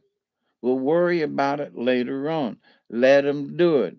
Let them get back in their place. Let them get back on their property. Let them get back to something about their life. Let them, no, sorry, can't let them do that because the new rules are. Now, that ain't being spiritual. You know what I mean? That's being a curse. That is not being spiritual at all because you're rubbing against what they ought to be doing, right? What they ought to be doing is going, go ahead, put something up there. But remember, we're going, in a couple of years, we're going to have to come back and revisit this. But go ahead, put you something up there. Go ahead and knock yourself something together over there. There's so much wood piled up. If they could clean it up, but no, no, you can't use that used wood. Why not? It's like there's a big piles of it right over there. Yeah, but you can't use it because it's new construction and stuff. No, what? So folks aren't opening up their hearts and their common sense. They're not opening up their spirit, in my humble opinion. Because it's like, look, okay, we need to take care of you folks. So for the interim, this is how it's going to go. We're going to come back and talk about this later, but go ahead. Now, ain't that some kindness? Isn't that a simple kindness to some of the biggest issues up in Carolinas? These people up there sleeping in the snow, sleeping in the rain. It's raining up there now, cold and wet and possibly hungry. And they won't let you put anything better than what you got, but you bound and determined to stay on your land. Like I am bound and determined to stay on my land. Come hell or high water, I'm gonna stay here. If I gotta put, go build me a little, lean to something but if the county come down and say, well now Dave, you can't live on this property. Well, why? I built me a little lean-to down there on the river. No, you can't. You can't live there. Why not? It's my property. I can live down there if I want to, right? It's mine. No, because what kind of place you got down there? Well, it's a little stick house thing up there on stilts, and and this is you built something down there on the river, yeah, without a building permit. Uh, yeah. Oh, well, we're gonna have to put a chain across your driveway. You can't live down there.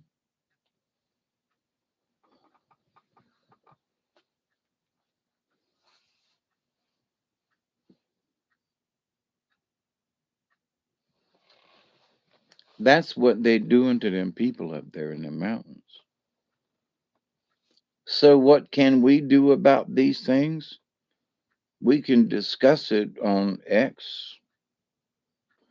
We can pass some of the videos that are out there around to each other.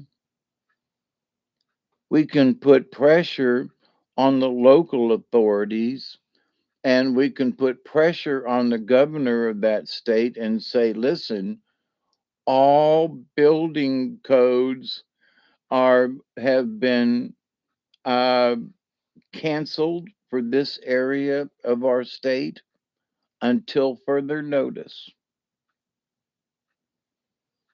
Build what you can. Build it up as higher up. That's the one prerequisite. If you got a piece of property, build it up as high up on your place as you can, without being stupid, and go ahead. Because them mountain people, they know how to survive. And if they can go up there and take parts of an old trailer that was on their place and make them a little lean-to that they can move back into, and put a little wood stove up in there and cut some of that wood that come down the side of that hill, and to help keep them. But they're living on got wiped out. Now their spirit is doing better. Why? Because their spirit is where they live, like me. I could go someplace else and live and whatever. And I know that I would still have my spirit, but I've been here for 40 years and my spirit's here. But can I leave and go someplace? Oh, yeah, that's okay. But my spirit's here. So them people who have lived up in them mountains, their spirit is in that property. Their spirit is in them mountains. And now these other people who are not from there are telling them they can't move back on their properties because of building restrictions and this kind of rule and that kind of rule. And here are these people suffering, and they can't see how simple the answer is, at least in the short term. So easy, so simple to share the spiritualness by being simply conscious of some of these folks and their plights. You know what I mean? There's nobody living in tents up there. Well, have you seen all these videos coming down off the mountain? I know some folks up there, you know, but they're shoveling mud out of their cabin, and the authorities want them to move out because there's no running water and no electricity. If I didn't have running water and no electricity, I'd still be living here because it wouldn't have any other place to go. Go ahead, kick me out of my house, kick me off my property because there's no running water and there's no electricity. No, but I got plenty of candles. I got plenty of lights. There's one right there I'm using. I got plenty of this. I got solar. I don't know, and running water, no, but I got 2,000 gallons of rainwater that I'm using. Um,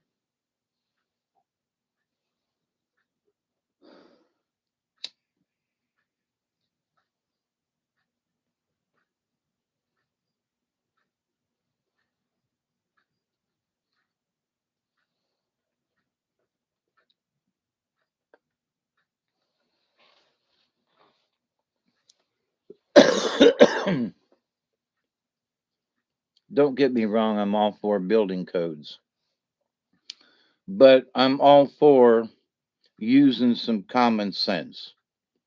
And them folks up there need some common sense. And somebody needs to go in and go,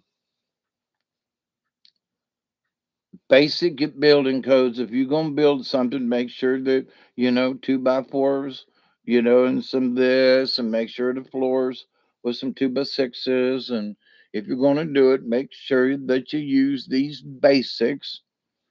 But if you want to use some old plywood off of your trailer that's been turned upside down, and if you want to do it this, and you want to yank out the toilet from there and dig you a Donecker in the backyard so you and your family can take a dump, and if you want to do with this and you want to do with that, go ahead.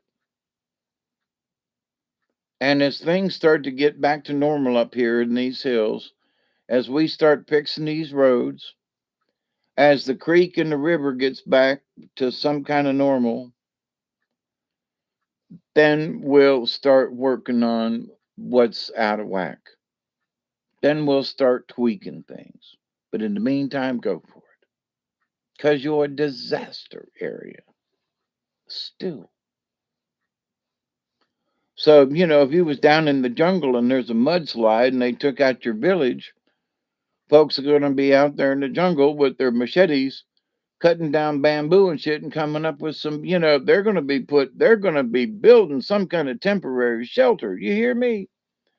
So, but they won't allow our, American citizens on their own property, to put up temporary, stuff. Anyway, so bitch, bitch, bitch, bitch, bitch. But so that's sort of my point about this.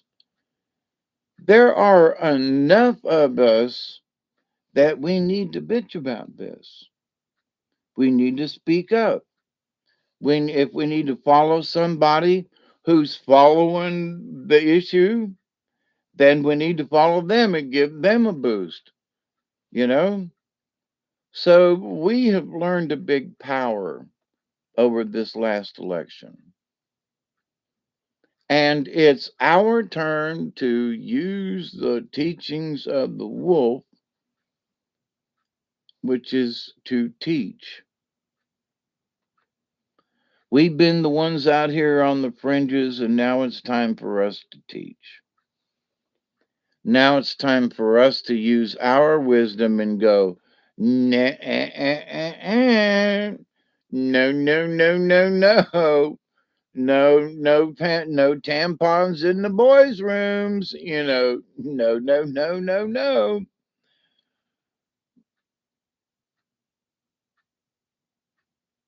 You won't hear it unless you search for it. What?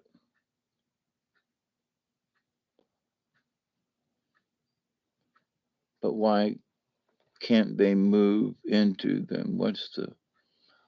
Oh, because of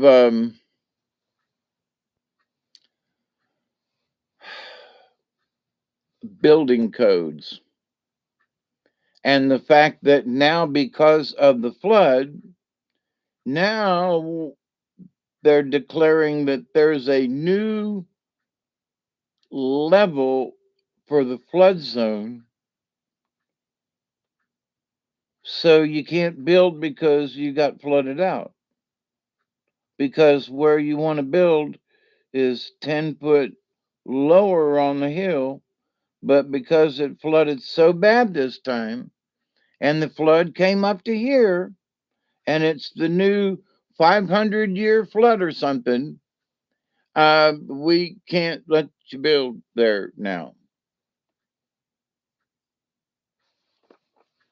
What? That's what they've done. That's what they're doing. And it's like, no, let them build. Let them put something back up there. If it's their property, it's their risk if the flood comes down and knocks their shit down. Okay? Just saying.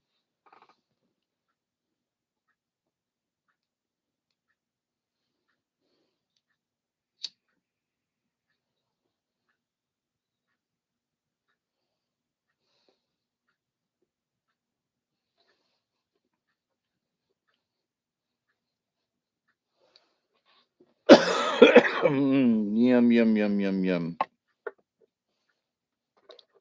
So, but the spiritual side of all of this is how much can we learn to get along with each other, right?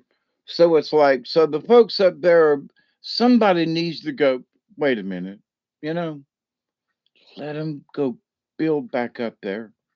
Give them something to do. Let them go back up a holler where they used to live and let them go back to what, let them be a mountain person. They live up here. This is who these people are. They're strong willed. Let them go. Yeah, but what if it floods in the next 500 years and they get swept away again? Well, they kind of know the risk now, and they kind of sort of know what it looks like when it floods. And the next time it starts raining real hard, they're going to haul ass up the mountain. Okay. So, but they got to have some place to live. And if a little old lean to shack up on the side of the hill, where some of their ancestors, that's how they started out, was a little old lean to shack up on the side of the mountain up there. That we want, well, that's what we want. We want to go back up the hill. So, they just can't see that. Where is the kindness in that, right? Where is the sensibility of that? The people who are making the rules think they're being sensible when they're obviously not, okay? But they're standing up. No, we're right. This is the new line now. And sorry, your property's below that line now. You can't build there no more. But wait a minute, I just had a house there. It was just washed away. Well, that's the reason you can't build there. Sorry. You can put up a little portable thing there, but you can't build a house, and you can't live in the portable thing because that's declared a tiny home. So no, you can't do that neither. And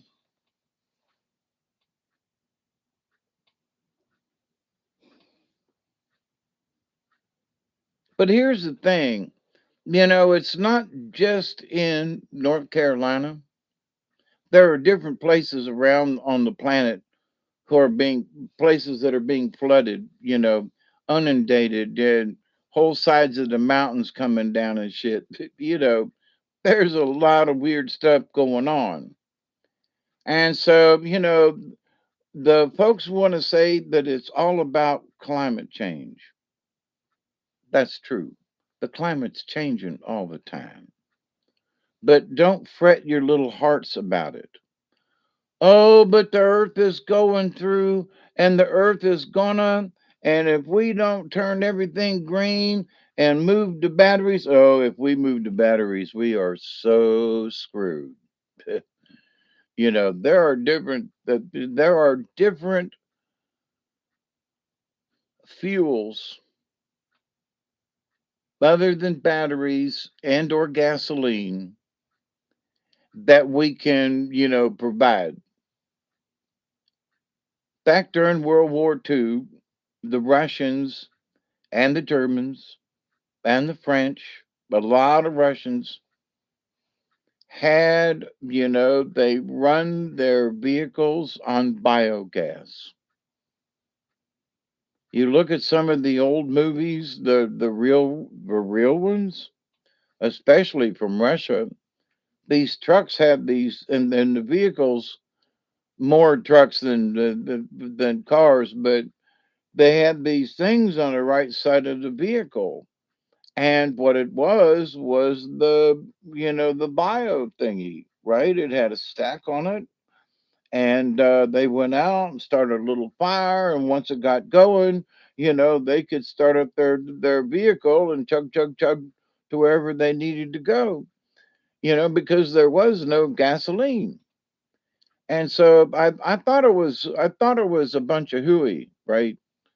And it like, no, really, seriously, millions of people ran their vehicles on, in Germany and Russia and around because there was no gasoline.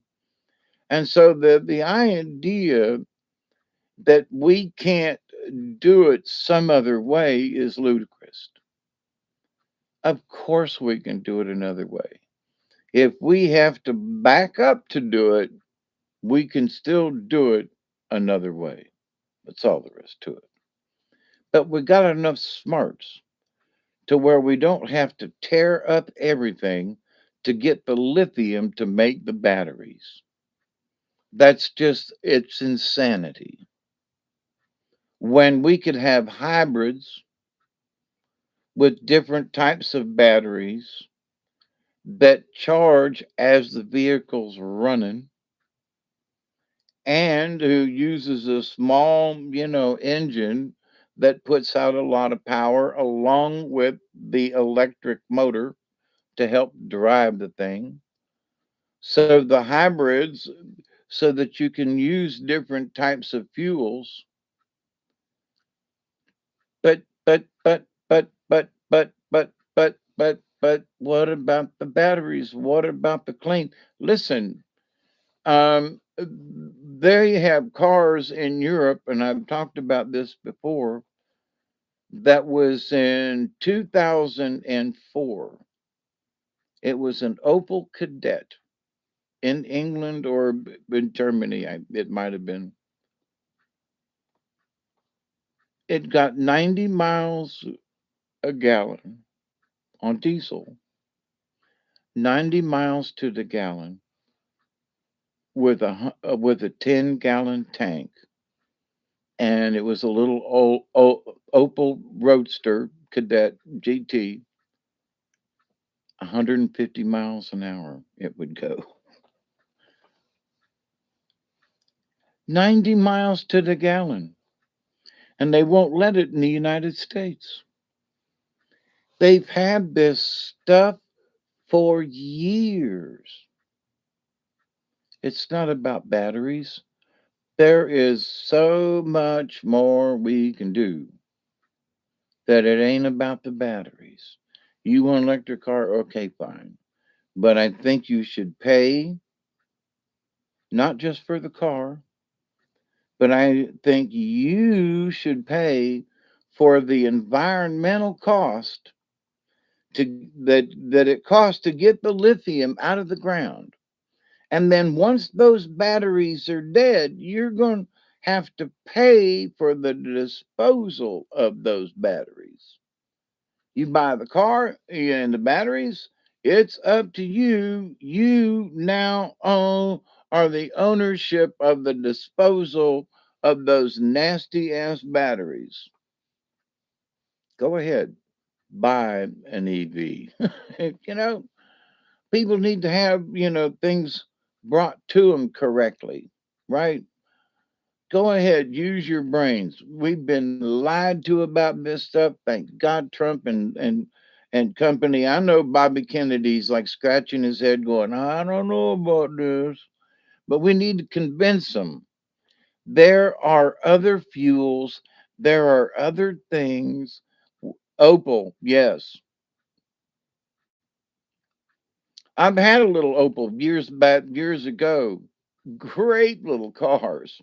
I mean, it was an Opel station wagon. Oh my God. We drove that poor little thing everywhere. It was sort of a um one of the owners, son of the carnival, had the station wagon. And and so we used to drive it when Billy he didn't like to drive, so I drove a lot. So, and to go pick up other folks on the carnival, you would go drive the little station wagon and go pick up stock, So was driving this little Opel all over the place, back and forth from Georgia and Alabama down to Tampa and Brooksville. And but man, boy, and driving drunk, holy crap! End up in some other town. Where are we? I don't know. I got on the interstate. Didn't you tell me to get on the interstate? Yeah, but to go north, not south. Why are we in Fort Myers? you know, we're supposed to be in Brooksville, not Fort Myers. No, turn around. you know, we're 100 miles out of the way. So, but anyway, yeah. But Opals, they used to be great cars. So, and Fiats, I had a Fiat, a little front wheel drive Fiat. That son of a gun, it got 35 miles to the gallon and would go 90 miles an hour easy. It was great. We have the technology. The technology's already out there. Some of the technology is in older cars. And you go, well, what do you mean by that, Hawkeye? Well, because of emissions and because of electronics, some of those old vehicles got 35 miles to the gallon. And all it was tuning the vehicle correctly. They didn't even have injection back then. They was running off of carburetors. Two-barrel carburetor, 25 gallons, 25 miles to the gallon. But, and hauling butt and handle and zoom around but what happened? Well, they started putting gadgets on the tailpipe, saying that there was too much emissions and they had to do this to it. So they added these sensors. Then they started adding that. Then they added this over here to control that. And then, but if you look at what the older vehicles were like, they didn't have all that stuff, but they still ran better. They got better gas mileage. There were fewer gadgets. If the battery died, you could push it and start it. I mean, that.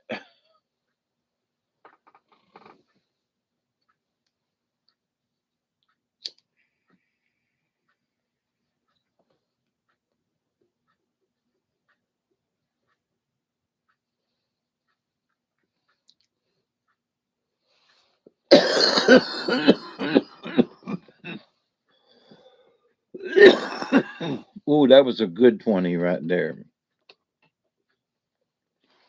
So, but anyway, and I'm talking about these other things, and folks are going to go, well, listen, I've been sitting here listening to him. What the hell does this have to do with spirituality? Because there's a little bit of spirit in all of these things. And when we go to try to help out our neighbors with these kinds of problems, we need to be kind to them. We need to show them a little bit of compassion, show them a little bit of courtesy, even though they might not deserve it, because we got to show some of these folks that we're bigger than they are. And I don't mean that we got to go out there and strut our stuff and go, hey, I'm better than you are. That's why I'm doing this. Nah, that ain't what I mean. But if somebody if you notice that they're obviously floundering, sort of like that Mr. Penny guy that jumped in there and held that fella down. It's a I'm sure he's going to have to he's going to have to live with the fact that that man died because he held him down. One way or the other, he did have something to do with it. I don't think he killed him, but I think the circumstances, the man probably swallowed or something. He swallowed, he couldn't breathe. And, because he was a crazy person that didn't have his meds, that just exacerbated his issue, having been there, like I said. So, but we have to save ourselves in these things. We got to kick ourselves in the chest, and we got to do the Heimlich manure. Yeah, the Heimlich manure. We got to get that shit going. I guess that does kind of sort of fit, doesn't it? But in that, we have to remember who we are. We have to take that time, that special few moments every day, several times a day if you got the opportunity, and save a prayer. That prayer's got to be simple. Thank you, Creator, and thank you to the universe, and thank you to all my friends and neighbors wherever you are. You help make me who I am, and you are the light of my life. Amen. Can be as simple as that, or as complex as you want to make it. You can bring in graphs and all kinds of, um, audio visual things to make you help. Like what I mean by that, you can bring in graphs. You can bring in. There are some people that they have look at a mantra on the wall and study on that, and uh, or maybe listen to a certain chant, hum, hey, hum, hey, hum, hey, hum, hey, hey, hum, hey, you repeat that mantra, and while you're doing it, you're saying a prayer, help the poor, help the needy, help the whatever, hey, hey, and it's your vibration, it's your song to the, to the universe. And so you can be doing that driving down the road. You can be doing it walking around in the yard. You can be doing it, or something else. It doesn't have to be that, right? But that's how simple it is. Bring about the vibration in the universe by singing or humming or like that, hey, that setting up a vibration is, especially if it's a positive one, right? So sing a tune that's happy. Here's a little song I wrote. I'm going to sing it note for note. Don't worry, be happy. Don't worry, be happy now. Do do do do do do do do do do do. Don't worry now. Do do do do do do. Be happy now. Do do do do do. Don't worry, be happy now. Here's a little song I wrote. I want to sing it note for note. Don't worry, be happy. So if you can't sing it, at least put it in your head. I know it's a stupid thing, but it's like so. But if it makes you smile, then sing some other kind of loopy song or hum some kind of thing. Put that vibration out there. Put that smile out there with that vibration. And you say, "Well, Dave, Hawkeye, what does that do?" It's because we're putting out good energy into the universe in simple, methodic ways. Methodic?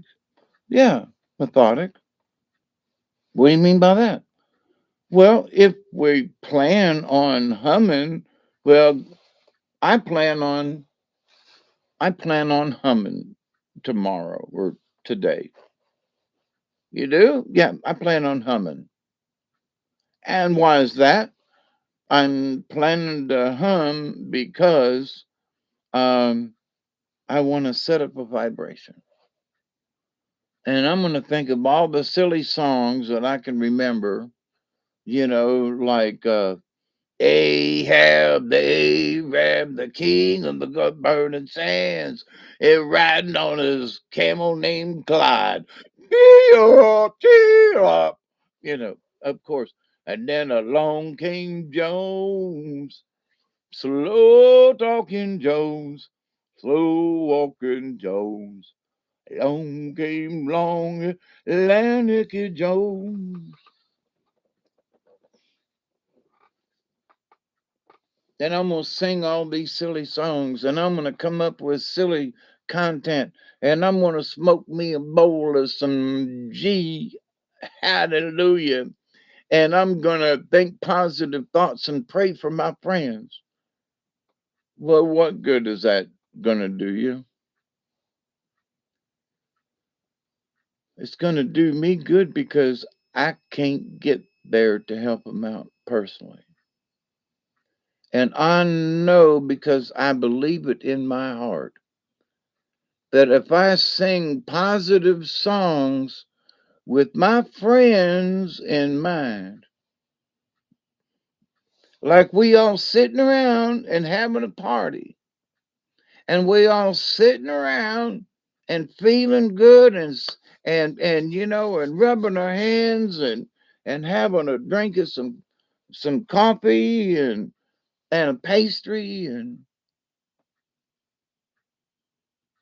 sending them good vibes out to the universe, knowing that if we do this and we share this ceremony with other people and we smoke a peace pipe with them and we allow our prayers to go up with the smoke, and if enough of us start doing it, and if enough of us start just being friends and neighbors again, because we want to make America and the planet great again, because we want to make our neighborhoods great again, we want to make our states great again. We want to take care of these crazy people because they honestly can't take care of themselves. And you're either going to shoot them, you're going to put them in a plane and drop them off over the ocean, or maybe you're going to drop them in the jungle. But you got to do something, or you're going to treat them in a humane way. Otherwise, they're going to end up on the streets again, and they're going to find some other kind of drug to take, and they're going to abuse the system again, and then people aren't going to so fix it. And we need to go along and help to fix it.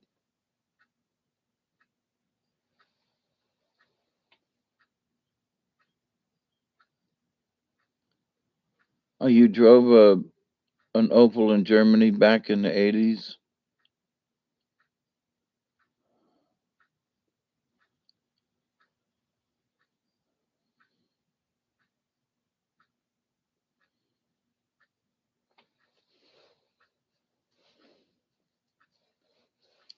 Yeah, and back in them days, they were probably testing out the Porsche 911. That was one bomb ass car. Whoo, fast.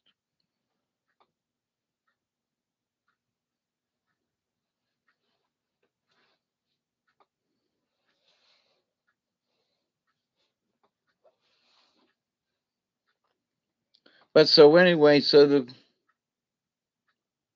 the future of us and the future of America is love by all means. And Trump even used the L word the other day. And it's like, these folks seem to me that they're really serious this time. We've got some serious people who want to seriously fix things, who want to seriously put things on on some kind of right track, to put it on the correct timeline. So we in our ways, we gotta help prop up that train. If the conductor says everybody to the left, that means we're going around a curve, and if everybody gets on the right side, it's going to toppled. Everybody to the left, and so it's going around this curve, and we all got to lean this way. Everybody to the right, and everybody's got to lean this way. And that's sort of what's going on now. Do we get off the train? Well, if it's running fast and you're trying to get to a destination, the answer is no. You lean to the left when they ask you to, and you lean to the right when they ask you to, because everybody else has to, because otherwise the train's going to fall off the track. So, but everybody wants to get that way. They want to get to the end of the thing. So, in order to do so, whoops, there's that big curve coming up. Yeah, everybody lean to the left. Whee! Now, there would be those people who would say, well, that conductor, he is some German Nazi. He come in here and tells us lean to the left. But mein Gott, I lean to the right every time. But you're a dumbass. I lean where I want to lean. Or I won't lean at all. But it's for the good of the train. Ah, that conductor, he is Nazi.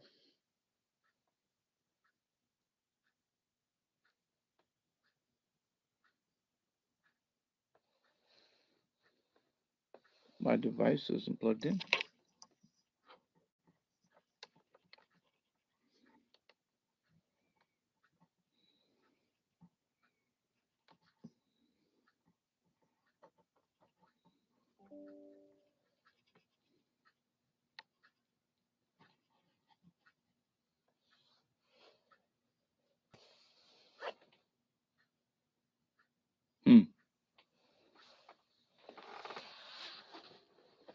It ain't charging.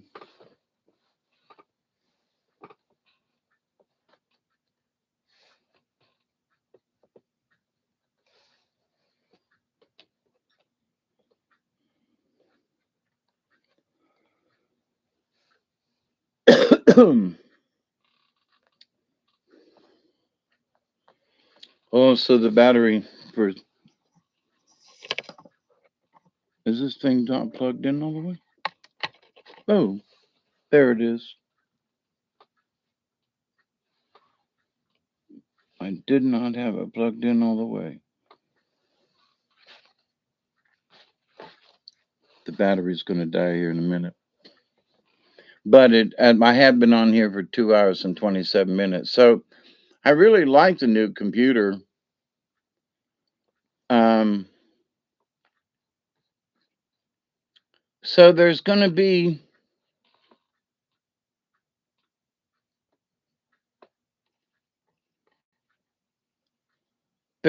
a lot of opportunities for people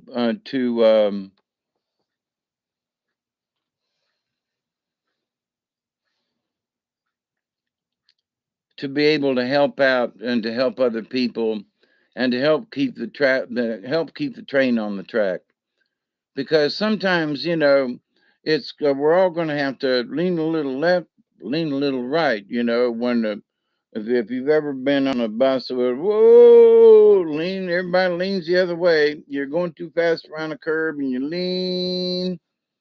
So it's like that.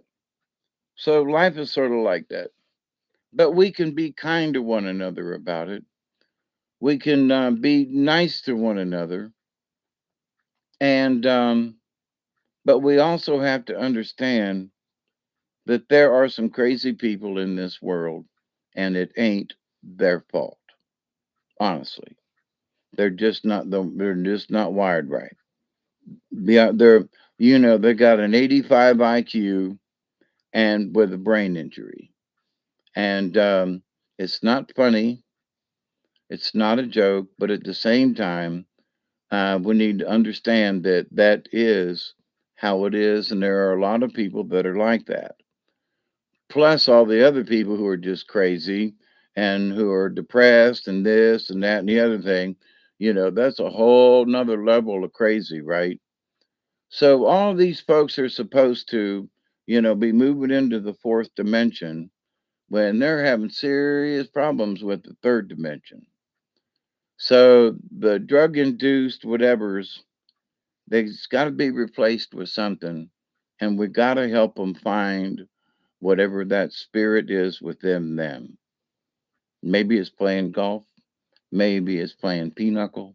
Maybe it's shooting pool. Maybe it's playing, tiddlywinks. Whatever it is, we got to help these folks to find their spirit. Is it about religion? No. Can you throw some of that in there if you want to? Yeah. But our biggest thing is we want to do is we got to help bring up the spirit. We have to get that spirit going. And that'll help us to keep it going ourselves. So, listen, my friends, I love you much. I do. Thank you so much. And I continue to pray that each and every day, that each and every one of you will continue to learn how to accept and receive the knowledge, the healing, the wisdom, and the many blessings from the universe. Old days got to shut down, been at it for a while. I appreciate so much all of you. I do. I appreciate so much my new computer. I appreciate so much all the prayers you send me. And I continue to pray that each and every day, that each and every one of you will continue to learn how to accept and receive the knowledge, the healing, the wisdom, and the many blessings from the universe. And until next time, my friends, please, please, please be safe. Adios, everybody, and cheers, cheers, cheers.